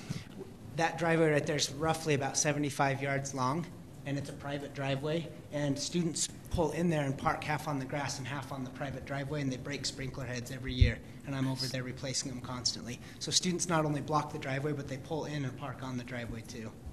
And putting a big new driveway right next to the school, I guarantee you there will be students parking on that driveway. Now, isn't that a flag lot right there anyway?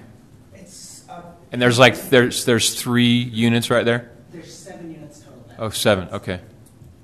So what impact has that had on the neighborhood? I didn't live in the neighborhood when those were developed, so some of these people could speak a little bit more to it. But from what I understand, the developer tried to build twin homes on both sides, and because of outrage from the community, he built a single-family dwelling on the other side, and that's the one that I own, is the single-family dwelling. And it's kind of it's a black eye to the neighborhood. So I would be curious, maybe not right now, but at some point, if someone could say, before these 7 units came in, the neighborhood was like X. Now it's like Y. What?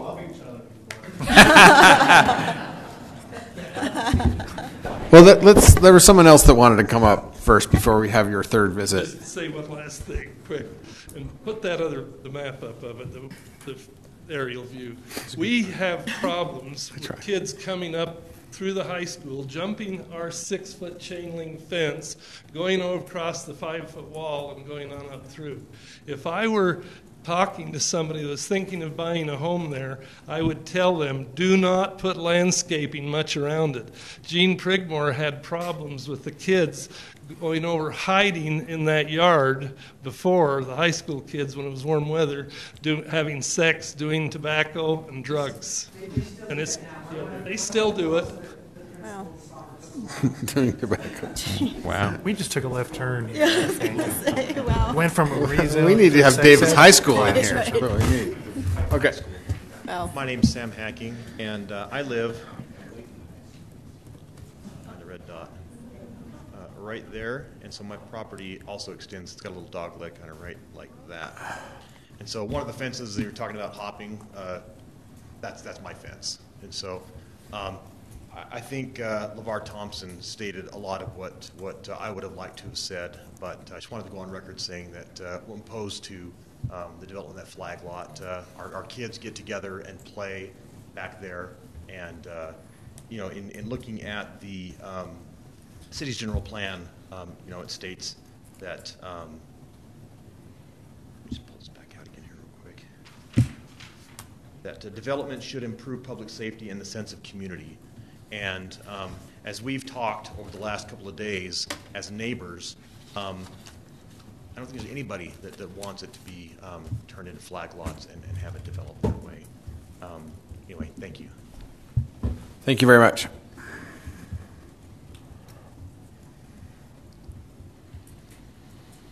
Tyler Higley. I think we need to ban kids from driving cars and get them on bicycles. I agree. Me too. I'm actually in favor of this little project. I've moved around quite a bit in this area, like 5 or 6 times, and frankly, I've enjoyed like getting to know people in the area and stuff. Met a lot of good people. I've met Rob Danzy and Heidi Nettleton in all my moves.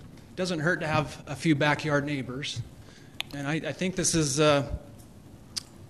pretty good compromise. Thinking that this could potentially be multifamily housing, you know, similar to some of the other flag areas. And I think it's going to be really nice. There's some mature elm trees that are right there that would kind of line the little drive going back in there. And these are still pretty good sized lots. I might want to move over there myself, so for the 7th time maybe. That's it. Great, thank you.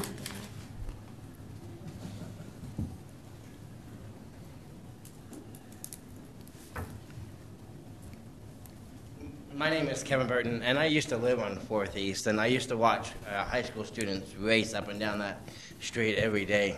I lived in a duplex, and my kids were pretty young then. And some of these people that live along 4th East right there by the high school, right across the street and whatnot, they all have little kids. And building a flag lot, subdividing it, and subdividing that like that, it's going to create a hazard for their children. Okay, thank you.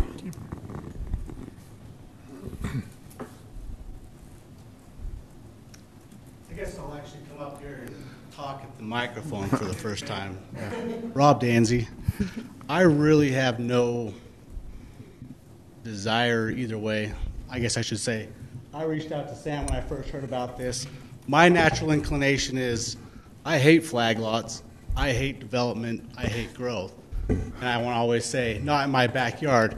But I completely understand that that's irresponsible of me to say such a thing, right? And so I think what I would say as a neighbor who lives on 4th East, just down the street, is maybe what most of the neighbors have expressed is whatever you decide to do, take into consideration what the neighbors around it are hoping for. Take into consideration what's happening with the neighborhood in terms of lots of kids being there. I think that obviously what's been said, everyone who comes up here always speaks of worst case scenarios, right? We're all saying what could happen, what has happened in the past. I don't know that anything that we could say today would change the minds of those who are hoping to develop it, other than just hoping ourselves that whatever goes in there only benefits the community as a whole. And when I say a community, the neighborhood, right? I think that you were all somewhat surprised that we weren't here to shout down Ivory Homes about their development, but you can certainly see that The neighborhood surrounding this area, which is just 3 or 4 blocks to the east of you here, certainly cares about what happens in their neighborhood. They've been here for a long time. They're invested in it, and I don't think that they're here just to say that they hate growth or they hate development, but that they hope that whatever you decide to do, that you do it in a respectful and a responsible way. And I think that hopefully with some of those concerns expressed, that whether that's with the person developing it or the city as a whole, that there can be a compromise and something can be done to make all parties happy. So with that being said, I said a whole lot of nothing, and now I'm throwing it back to you. Great. So, best of luck. Thank you.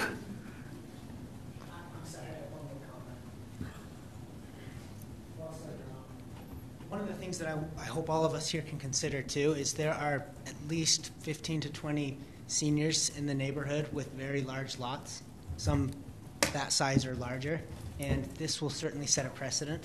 If we allow them to develop flag lots, what's to happen to these other seniors' properties as they continue to age and move on or pass on? That I don't want to set a precedent where we have another meeting every other day to come and develop more flag lots in our community and our neighborhood surrounding this building. Thank you.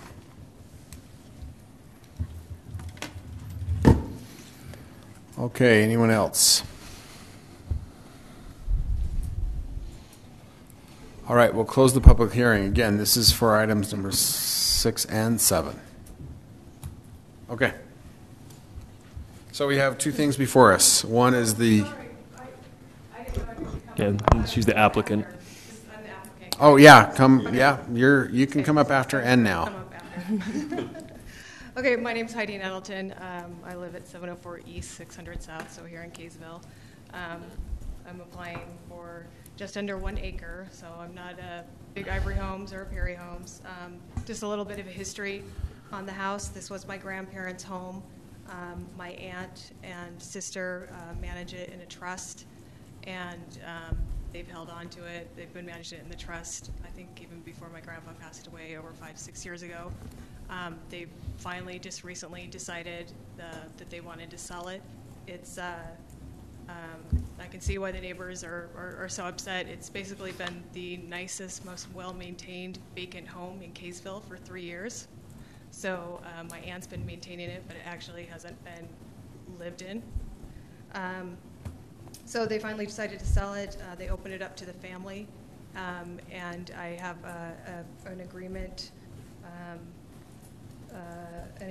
to purchase the home pending approvals from the city to do this.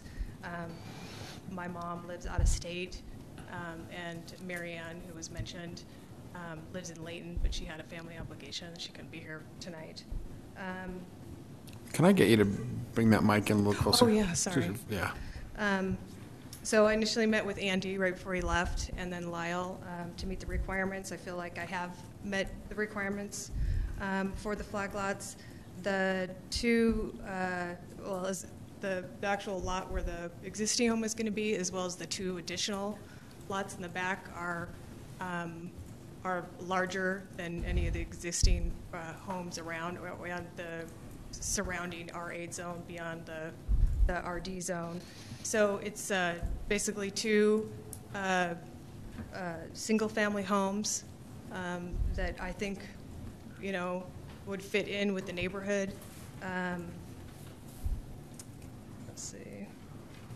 Oh, I did, before the signs went up and before the notices went out, I did take the liberty to go talk to some of the neighbors, especially the ones adjacent, some of whom, spoke today, especially all the 4 to the north that are adjacent to the property. And then I was only able to get to 1 across the street, and actually talked to an adult son, so I'm not even sure I got the homeowner. And I just wanted to address a couple of the concerns that maybe some of the neighbors brought up. One, as far as an oral agreement, that's certainly possible. I don't know anything about it, but that's certainly possible. My grandpa did sell to the neighbor to the north, and they have a small access to the back to their property. Should I point at that? But As far as the driveway and the kids blocking the driveway, that's true. I mean, my aunt's been here and talked about that. I could come up with some ideas to help the kids not park in front of everybody's driveways. But I don't think that putting the 2 flag lots back there is going to increase the driveway. In fact, the parking for those homes will be back into their garages. As far as the fire access, what you brought up about the fire marshal addressing those, and I brought that up with Lyle as well, and he said that, if it meets the ordinance, and they show that to the fire marshal. Also, as far as addresses, some of these older homes where the mail is brought into the home where it doesn't have an address out, but wouldn't the addresses mainly be out on the main drive with the mailboxes, I would think. And then lastly, second to last, the flag lot that they spoke of up north, it was under my understanding that they actually won't sell those. So, I can't exactly speak to confirm, but that was my understanding. So it's not that they couldn't be bought, he wasn't selling them. And then just as far as fitting in with the neighborhood and, having change, I do feel like I have sympathy and actually some empathy towards that. I've lived in a couple different places, one in Oregon where we had big pine trees and cedar trees that had to come down, which is what you have to do there to build a house, in our backyard. And then where I currently live is over by that Symphony Homes development, just east of Main Street, where they're doing that other healthcare building that's going up right now. So I do have empathy for that, but ultimately what you end up with is, some really nice neighbors, and in this case, 2. So I don't know, do you guys have any questions for me? Or is there anything else I could speak to? I have a question. So you said they're not going to sell the lots, so someone in the family will build on those, or? Well, what they're referring to is north of this property, there's a pre-existing flag lot development that... Somebody had brought that up and said they don't sell. Oh, you're talking to that. Okay, yeah. all right. I think these would be desirable. It's quiet, back there. Okay. I think some of the problems with the kids can be mitigated with fencing and whatnot, and just having neighbors back there. But, it will be backyard to backyard, like most homes. Okay. Any other questions? Thank you. Okay, thank you. I have a question for you. So on the flag lots... Just a second. Oh, Let's see if we... Go ahead. Have a seat. Okay. Oh. Stick around. We might invite you back up. I just want to close the public hearing if that's what we're ready to do. So anyone else on the public hearing? Okay. So it's now closed, both of them. And go ahead. Yeah, I had a question about... I know on cul-de-sacs and stuff, there's you have to be wide enough for a fire truck to turn around or something. So this meets all of the requirements there, or no? Yes, it does. So the the PRUD ordinance is pretty specific on how it works out, both on the minimum width of the property owned and that there's a 20-foot drive shared with those properties. So they'd be required to do at least that. If they wanted to exceed that, that may be a possibility, but that's, in my experience here in Kaysville, what we've seen developed in flag lot type development is 20-foot drive. Okay. One thing that I was wondering about, how like duplexes, you can only do it, 500 feet or something. Are there any requirements like that on flag lots? There are not. What gets interesting with that in this particular area, so I couldn't speak to every single property, but I probably get calls once a week on doing something similar to this, both in this neighborhood and also west of Main Street. You've got a lot of narrow, deep lots, and as people change over and have different interests, they're very interested in doing development. So while there's not a distance requirement as to where they can be, the lots themselves tend to limit where and how frequently they are even feasible based on the existing ordinance. That's based on a square footage requirement. The front lot in this area has to continue to be 8,000 square feet or larger in size. It still has to meet all of the setback requirements around the home and the buildings on that lot. So you'll occasionally find some wide lots with a home right in the middle, which theoretically may someday develop, but then someone has to be willing to put a dozer to the house before it'll meet the requirements of the flag lot. And then in addition, for a single lot behind the home, there has to be extra 30 feet of width beyond what's required for the front lot. As was mentioned, I believe it's 65-foot frontage requirement in the zoning district. So at a minimum, a lot's got to be 95 feet wide, and the home has to be positioned such that that 30 feet doesn't obstruct on the required setbacks for the existing home. And then that lot has to be 10,000 square feet or larger for the home behind it. To do a double flag, as is proposed in this scenario, you have to have the 65 plus 36 feet, which they have in this particular case. So that's what I find more limiting, is just the land itself. Does it or does it not go with the requirements? But otherwise, no, there are no distance or spacing requirements stated within ordinance as to how close they can be to each other.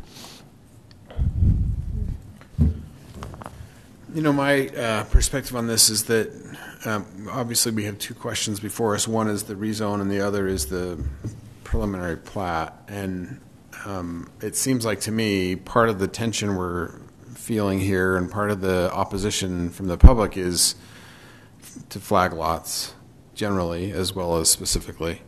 And that's a legislative question, and that's something that's not before us. We don't get to decide whether flag lots are okay generally. We just get to decide whether these conditions meet the ordinance of the flag lot. Well, the PRUD component of this does give you that legislative That's the discretion. Yeah, that's the part where we get to decide is whether we want to have this rezoned. I think what you're saying is flag lots are already allowed in the zone or in our ordinances, so we're not legislating that decision. Right. So to me, it seems like there's one decision that's we have more latitude than the other one. Right. Correct. That's the first one. Yeah. And if we recommend, we can forward a disfavorable recommendation or not recommend the rezone, and it could still go to the city council and they could approve it. Right? They could do the rezone, and then we would still want to forward to the, if it does get rezoned, then whether or not we approve the preliminary plat. Right? Correct. So the city council is the decision body both for the PRUD, the ability to have flag lots on this, and the preliminary plat rest in their hands as a final decision making. Yeah. So conceivably, we could say we could send a unfavorable recommendation on the rezone and say, but if it gets passed, then we're okay with the preliminary plat. Correct. Yeah, the plat itself, because it's the administrative type action versus the legislative action, you're pretty much bound to say yes to the plat, but you could say yay or nay to the rezone itself, and that would determine whether the plat's even viable at the city council level. Right. Okay, so now we got that straightened out. I think you ought to make a motion. What are we going to do? Yeah. You understand it. Yeah, exactly. Can I throw in just one little fact? So if my math serves me correctly, the lot number 2 is 0.37 acres. Lot number 1 is 0.3 acres. And the existing home will sit on the smallest lot of 0.27 acres. Just chew on that. Is that different from what we're looking at here? No. I just did the math. 16,314 square feet is 0.37 acres. I see. Which would be, I mean, as we use that one as an example, that would be the biggest lot on this block.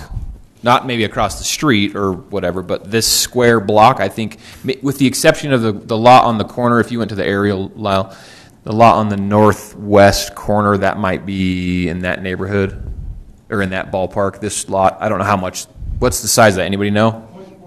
0.4. Okay, so that one's the biggest, barely, than this one will be. But this will be the second biggest, and this one will probably be the third biggest. And then just by way of note, to your point, Commissioner Sunloff, the applicant is divided out, so the drive access is included in those square footages listed here. Okay, so that changes. But the buildable area, for example, is also on the plat, the 12,000 square foot for that lot and the 9,000 for lot 1. So I mean, that does change what the point that I'm implying, of course. That is not really, this square is not 12,930. Correct. In this case, this square is the 9,024 square feet. And yes. they will own their half of the drive, and that's what gets to this number. So that's what these figures are on this portion of the plat. Now I got to do some math, just for my own curiosity. So lot 2 will be 0.28, and then lot 1 will be 0.21. So after all this math you've done, what's your point? My point is, I don't mean that the way it sounds. It's a very minor point. I am interested in what you're saying. It's a very minor point. I will concede that. But the lot spacing and the sizing doesn't drastically change what's already there. The neighborhood. Yeah. Okay. At least just on the size of the lots, it doesn't change that drastically. Question for Lyle. Lyle, without a zone change, could this lot be split in half? Or, well, whatever, it's a split. Maybe not in half, but 2 lots? Theoretically, there's enough acreage to divide it in half and enough frontage to meet the 65-foot minimum. What I would speculate, so looking at this information here, much as I was stating on the examples that I get on a day-to-day, something would have to go in order to make that work. So between this existing building and that lot line is 53 feet per that dimension. So garage could be taken out, but as is, you couldn't draw a property line and keep that garage and still meet minimum requirements. So you could get 2 lots, but you'd probably lose the garage. There'd be some change to be made. So what we're really talking about is a difference of 1 unit. And then, of course, you'd have the expense of the garage. Well, and if it were divided into 2 lots, you'd have 2 houses on the street. Yeah. Right. So that's the only. Well, I guess they could set it back further if they wanted to. But. Yeah, true. Lyle, for clarification, this is a private driveway. It's not a road. We have no obligation. Oh, yes. So, yeah, it would not be a city street or public facility. Thank it would you. be That privately question owned. came up regarding snow removal, and Yep. quite frankly, we don't care if you shovel your driveway. That's not true. We care if you shovel. We do the sidewalk. Mom and I don't Sidewalk. care. The city cares. We care if you shovel your sidewalk. If you don't want to shovel your driveway. Does anyone, or Chairman, if anyone's willing, would you allow latitude? Does anybody want to come and tell me why or how the neighborhood changed for better or worse when that other flag lot came in? With the 7 units. Right there. Okay, and then I'll ask, that one was not a rhetorical question, but I'll ask a rhetorical question. I'm assuming, I think it's safe to assume that many, if not most of you, know the individuals or families that live here. So ask yourself, do they have a negative or a positive impact on the neighborhood? Yeah, I think it was you don't love each other anymore, right? Yeah, okay. I think that's been said. In a different place.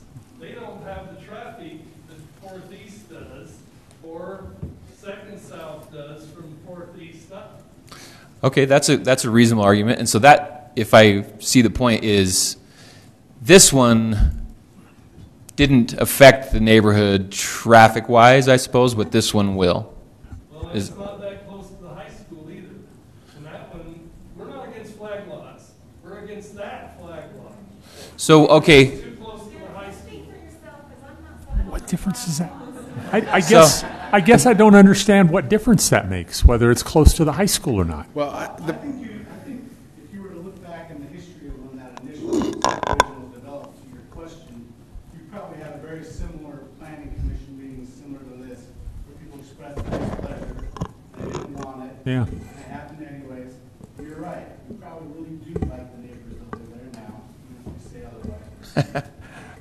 I think the hope is to what Derek said, is that the concern is that once you start allowing flag lots in Kaysville property like this, where does it stop? Lyle says that it happens on cases where people were approaching him saying, hey, my grandma died, I need to do some development. And to your point, what you also said is it's not necessarily our prerogative to stop flag lots if they're there. So you guys are stuck in a real conundrum here. Well, and I think I think put that on the city council is what we can do. I mean, part that is true. It is the city council that's going to make this. My thinking out loud response to that is, one, we've already said flag lots are there. They're already here. Yeah. It's a possibility. It's not like we're having to legislate that. But the other one is, and maybe Lyle can speak to this. When people come in, my guess is, and correct me if I'm wrong, they say, I have this deep lot, I want to develop a flag lot.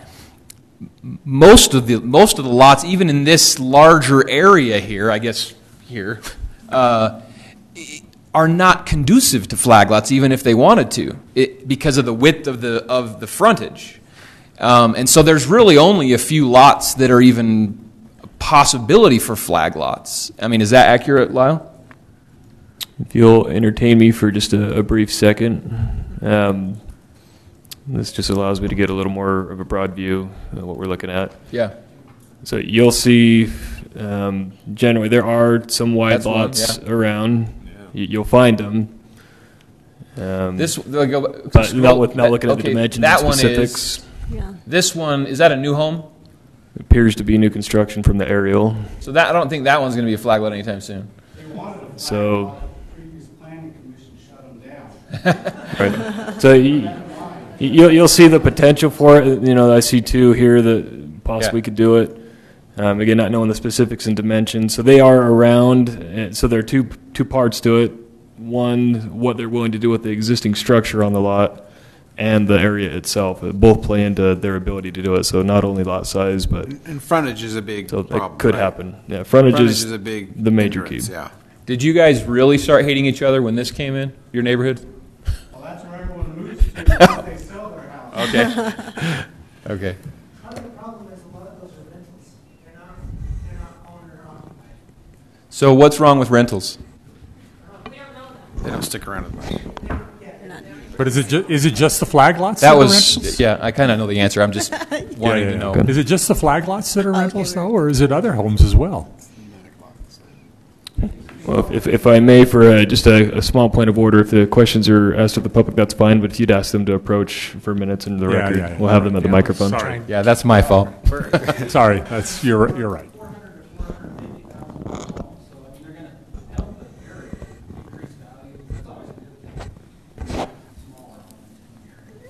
Okay. Josh, is your public hearing over? Yes, it is. Yeah, I'll make it one point though. My public hearing is over. Yes, you can shut me down. This, in my opinion, this conversation here feels a little similar, not the same, but similar to the conversation that was had, I don't know, maybe a year or so ago. There's a Henry Walker Homes development coming in right over across from the Heritage Park, and I think there's 3 or 4 units or something coming, 4 maybe. 5 single family. 5 single family homes coming in over there. The neighborhood seems very similar. Now, the only difference is that's a little more heavily trafficked. I will give you that. But with the high school, maybe that's apples and apples. I don't know. Those homes, I would guess, are in probably the mid 300s. The type of families that's going to attract, or individuals that's going to attract, I think is going to be a benefit to the neighborhood. This is similar, but on a lesser scale. So we think about that, I guess. Looking at the back of the building, view out the front door is going to be the back of the Davis High School shop. So if I can talk to that, since you're Well, and again, if I'll let the chair take control of that, but please have them come to the mic so we can get that on the record. Any comments? Yeah, I mean, I think, go ahead, but yeah, but I'm just going to say, we don't really concern ourselves with the marketability of the flag lots. We're mostly trying to figure out whether it fits within the community. And the view of the house, while, that I guess arguably has some community touch, it's not much. But go ahead. my goal is to keep, that was one reason to keep, we have enough frontage to keep the original house in a lot so it stays the same. There's 2 big trees that we'll keep. The drive will go right to the south side near the school to kind of minimize. So from the front, it's not going to look too much different. And then the back, we're trying to keep as much of the foliage as we can. And I also would like to point out that to maintain that size of a lot is very difficult for a lot of people. I'm not saying that it couldn't be sold as is. I mean, that's ridiculous to say, but it's quite a bit of acreage. My grandpa did lots of farming on it, but I've also been involved or had other family members on the other side of the family that would continually get notices because the weeds are too high. Yeah. So I'd just like to point that out too. Thank you. But I think I agree with your point, which is the views or the driving down a driveway to a backyard home, so to speak. That's subjective. Yeah. Some people are going to be like, "Hey, that's not a problem. I'm okay with that." Yeah. And it's interesting that the whole high school parking thing is also, I think, not particularly, in my mind, particularly relevant to this, although it sounds like it's a big problem. It is a problem. Yeah. But I don't know how this is going to. Yeah, exactly. We're not. Well, the question is this going to? Not going to solve that one. Is this going to markedly change that for the worse? Is the question. And if the answer to that is yes, then we need to say, well, hold on. But if the answer to that is no or maybe, then changes it for the owners, right? The future owners, if they are. The existing ones and the new ones. Well, but I mean, it doesn't. I don't think it's going to change the existing owners. It's going to. The problem with the parking in the high school students, that's going to be a problem for the future flag lot residents. Sure. Which then again becomes a subjective thing. Right. Hey, when you buy this, that you're buying a whatever. Yeah. The last thing I'll say is I heard someone wise recently tell me with respect to land use decisions that the tie should go to the runner, meaning the owner in this case. And I'll just throw out a philosophical point with respect to land use, and this is my own opinion, and it doesn't necessarily apply to this. It applies to a lot of things that come before us, but this too. Sometimes, Utah, I think it's safe to say, is a red state, which means we're more conservative, which means we don't necessarily like the idea of the government being in our lives, only to the extent that it needs to be. And we like private property values, unless, of course, it starts to affect us specifically. Then our politics go out the window, right? And so if we try to be a little more consistent or have some integrity in our politics, I'm not saying you guys don't have integrity. Please don't let me think I'm saying that. But that just bolsters the point of the tie goes to the runner, the owner in this case. There are reasonable arguments on both sides here, I think. But if it's a relatively close weighing, then in my opinion, the tie goes to the owner or the future owners.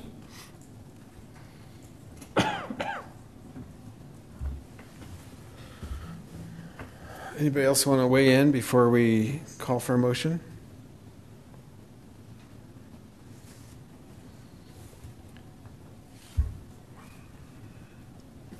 You look like you were about to say something, Tom.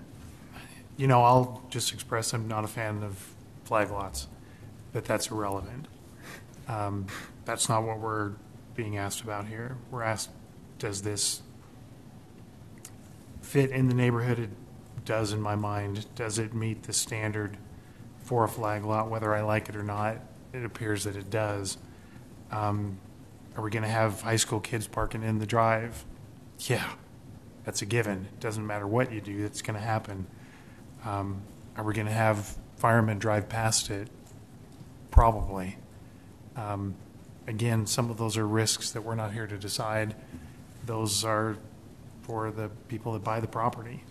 They're going to have some ugly views looking at the side of a wall. Wouldn't be something that would necessarily appeal to me, but to some people, maybe they like the privacy being tucked back in. Doesn't seem like it's going to change the way it looks from the street tremendously.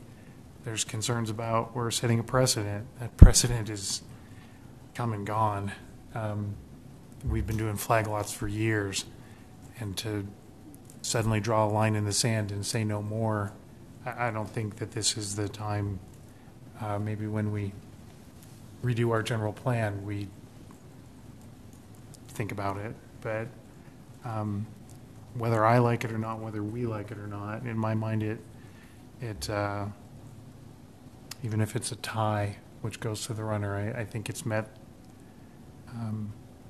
the requirements that are set in place.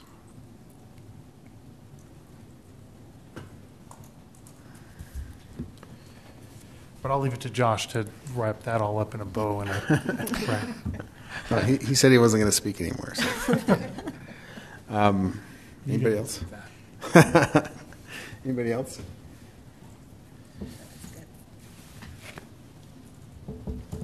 Wilf, you got a motion in you? Sure. And I'll explain the motion. I feel like that a lot of what you just expressed, what all of you have expressed really, and said a little bit about this. And I think flag lots seem to be acceptable in some places, and then maybe there's an expression not acceptable in others, but I don't really see the difference. I also don't see the difference that it's close to the high school, and has been noted that it is something that the city has allowed for some period of time. So I would make a motion that we recommend to the council that they approve the PRUD overlay for, I got to get the property address here, the property at 233 South 400 East. So we're going to do two separate motions? Please. Okay. So we'll take a second on that. Second. Remember, second isn't a vote for. It's just that it's worthwhile voting on. Worth voting Right. on. Okay, so I think it's, yeah. Aye. Aye. Aye. Aye. Aye. Aye. Okay.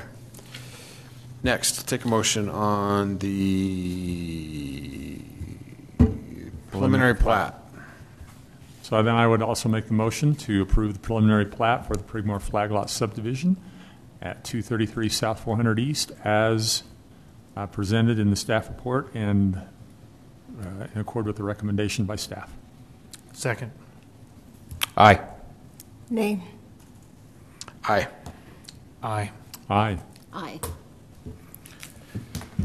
Thank you. And thank you all for your participation. Might be worthwhile to explain that this isn't the final decision. Right. As we talked about, I think we've said this a couple times Yeah. on this one, but we'll say it again. City Council. And it didn't feel like a waste to me. No, we do appreciate your input, and I hope you can at least see that we struggle with the issues, and we're gonna. You'll have a chance to see. And you said it was in January. This one would be a December 6th. December 6th. Excuse me. So Yes. in a week. Okay. Next is a call to the public. Does anyone have anything else they want to talk about? The night is young. Yeah. Okay. We'll close the call to the public. On to reports, correspondence, and calendar. Okay. I don't have any reports or correspondence for the commission other than to talk calendar items. We had mentioned previously, as we did this week, we pushed a meeting back, making sure we had 2 meetings in November because we talked about possibly only having 1 in December.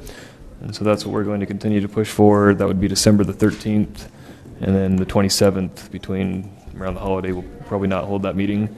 Also tonight, Wait a second. So I didn't hear what you said. December 13th? So we're anticipating in December, assuming this is the will of the Planning Commission, only meeting on the 13th, not holding a meeting on the 27th. I think that makes eminent sense. I'll be out of town on the 27th. Okay. So that fits for me. And then tonight was our first night without your hard copy packets, at least delivered by us. So give us your feedback, what worked, what didn't. and we hope it worked more than it didn't, but learning curve. So Okay, so please let us outside know. of Betty's problems, did anybody else have technological I problems? So I downloaded mine before I came, and I was able to bring it up and had it just fine. But when I tried to look up other things on the internet, like the council minutes and other things, the Wi-Fi just wouldn't let Did me. anybody check whether the modem was still plugged in? As far as I know, it's still up and running. So Is the hook still on the? It I had runs. no I'll Oh, ask. interesting. You have none. I would get it. It would just be really slow. Did you have yours downloaded before you came? And I had it here. It looked like you had it up, so that's She why was I able to pull it up, and then I And ruined then it. I had a Oh, side. Lyle. So just Somehow. keep Lyle away from it. Right. That's right. I asked. So over. it's working now, yeah? Are you saying things work until you get like you want to look at the zoning map or something? Yeah. Pull up go to. It was a little slow. Hit a link. Yeah, I mine went to mine look would at that. work, but it would take a while. When I Yeah. looked for that lot for sale, it took me a few minutes to pull it up, but it was Yeah. actually But nice that- to be able Lucky to. we had time to. We were still on that item. Yes. And then, again, we don't have to discuss all the details this evening, but we're welcome to, or if you want to just shoot me emails, the alternate content that's in that Dropbox. If you're finding things that are in there that are helpful, and you think, hey, if we had something similar to that, or content you think that would be worthwhile, let us know, and we can either create or find other documents. And I was just going to make a note, so there's the general plan folder that has several items within it. There are two maps that are not part of that folder that just give a brief description on them. One is kind of an existing land use and one is a future land use. Those are not actual general plan designated land use maps, but those are kind of guess projections, so you get an idea of what's still to be developed. If you'd like, I could pull it up, make sure you understand what I'm talking about. But that's why they're not part of that folder. So they're not official. We don't have a future land use designated map as part of our general plan currently. So but I think it is helpful to kind of have an idea what's available and likely scenarios if we continue trends. And Which would be nice to have, right? Will, in your experience, the majority of cities have a written general plan and a map that accompanies it. Is that accurate? Yeah, it really kind of depends. Having a general plan map, they're not Has that pros and cons? They're not that specific anymore. Okay. They're more general. Yeah. And which makes sense because you're not necessarily wanting to tie individual properties or boundaries to some of these zones. Sometimes you do, but So they're like oftentimes- fuzzy lines? Yeah, bubbles. Yeah, okay, bubbles, yeah. And one that I used to work with was not what the use would be, but areas of anticipated impact, high, medium, low. Yeah. So that was one way that they tried to make it general. And so, that could be something to consider though when we go through the process is what do we want or if anything. But I did just want to make note that it's not an official. That's what things have to be for any reason. So Although, that's did you my see comment. that Gary sent an email right at 7 saying he wasn't going to make it? Yeah. You saw that, but he started explaining what and I was like, I can't read that over here. I have a Probably had question. something important to say about one of these One of issues, his but I figure he's opinions. not here. Sorry. I was just going to ask, so these conditional use permits, it seems like they get approved, for the most part. So I'm just wondering, is there a way to just allow you guys to handle those so We that already did this. We already did? This is the after streamlined This is the streamlined, okay, so Yeah. can we You streamline missed it again or no? It's the great fun where we'd have like 7 of these. Okay, Yes. well, I know we don't do chickens and stuff like Yeah. that now. If the person showed up, they would not need to say anything. And if yeah. they didn't show up, Stroh would get mad at them. Okay, can we streamline it a little more? But that would be the process. So if you desire, I don't know if in this case, if they're split, if there's a majority, just give us direction. We could put together, it's an ordinance change process. Okay. So ultimately, we would either be creating the ability for staff to administer certain types of conditional uses, which happens in some communities, an administrative conditional use type approval, or simply pulling them out of the conditional use category and listing them as permitted uses. So we would take direction from you as a commission on what you would like to see, and then ultimately we would go before you for a decision, and then the council to ratify an ordinance that would make those changes. The thing that occurs to me is a big difference maker is the I was going to say retail access, but whether it's something that's going to create a lot of traffic, Right. like because when these have when these say, oh, we don't we don't have customers come. We're not bringing in packages every day. I'm just sitting in my office. Yeah, all of a sudden I go like, okay, I'm not really concerned about it. So, and I know that like there's school, there's like classes and stuff like that, and that's a big deal. It's difficult. We had that one 2 times ago where there was the drop-off thing and stuff. So to me, that to me seems like a big dividing point. Like if it's not going to be a high impact, and that's we could craft the ordinance to say, okay, lesser stuff, we don't want to see. Yeah, and it could be based off number of customers or something. Yeah, so if that's the direction, something of that nature could be done. If you still want to see certain ones, yes. But don't we always end up kind of telling them the same thing? Okay, have to limit it to 5 students or whatever. So it they get the same answer, even though there's a discussion and we ask questions. They basically walk away with the same package deal, don't they? Well, I mean, in my opinion, there are some things like the schools or the preschools or the lessons or whatever that kind of have to be dealt case by case because the frequency of lessons might be shorter, the duration, how close they are, and I mean, I don't know that the staff wants to be trying to parse that every time, but there are a lot of things that I'm with you, like staff should just take care of. Today's, for example. Yeah. Right. Yeah. Perhaps if you would like, stop me, Anne-Marie, if I'm committing us to impossible work. We could look at over a certain period of time, a year or two or whatever, how many approvals we've done of which type. Yeah. And just pull out those motions, and if there are things that are extremely repetitive, make those standards, or and put them into conditional use. Take them out of conditional use and put them as permitted uses with those standards that are clearly consistent. But perhaps we could provide that data to you at a future meeting, and you could have peruse that discussion as okay, which ones do we pull out, which ones do we keep seeing, or maybe it stays the same. Maybe the data would help. That'd be good information.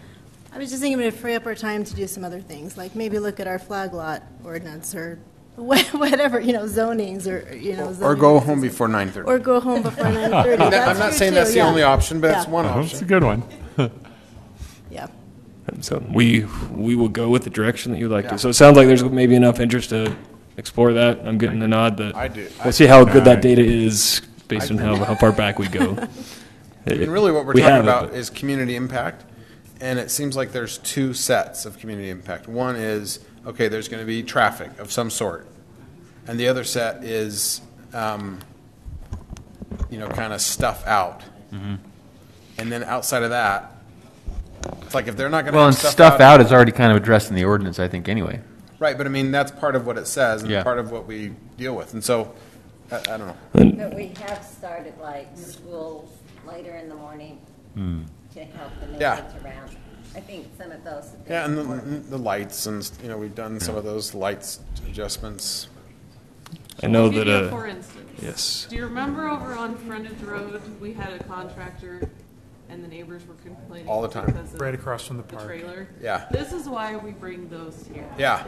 Because handyman. Yeah, and that's why I mentioned that. Yeah, the so second those time ones around. would be in the conditional use before us stuff. That's not a traffic thing, Hear though. about that until we put the sign out and people start pulling it. Yeah, and I think that's why it's different. That's not a traffic thing. They're not complaining about all the people that are coming and going. They're complaining about having stuff out all the time. And I have a neighbor just like that. Even though we tell them not to. Yeah. Yeah. But so those, and I agree, those are different. That's on this side of the line. On this side of the line are the ones we saw today, the people who are doing it right, and they just have an office, and they're online, and UPS comes twice a week or something. Yeah. Got it. Good. Yeah. So there's, and one other comment I'll toss out, because this is something, and Anne-Marie's the expert on this because she deals with the businesses more directly than I do, but we allow, maybe I'm opening a can of worms here, but customers, and often multiple customers, to come under different provisions, group lessons, you name it, but we don't necessarily allow employees in very many situations.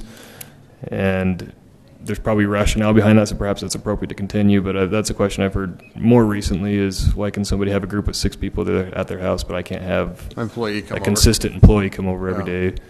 If traffic's the impact, one, to me, is clearly less than the other, but there may be other ramifications or reason that one's more desirable. So what I'm simply saying is I will do what the commission thinks is appropriate and which items you would like to consider. It could be a clean slate. It could be specific items just to pull out of agendas. It could be more of the same. We just, as to the Commissioner Tran's question, we'll take your direction as a body and begin that work and bring it back to you as an official ordinance is what has to happen. The employee question is an interesting one.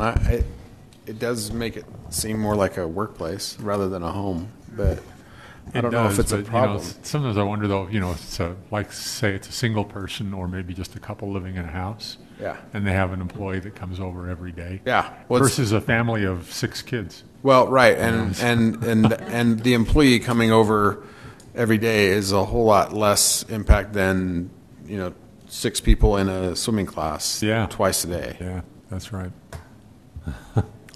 To me, that employee question's more on the borderline between either way, but I do think the high impact ones we ought to get, and the low impact ones. And we can define that, but I think it's based on traffic and kind of visibility of, working trailer equipment.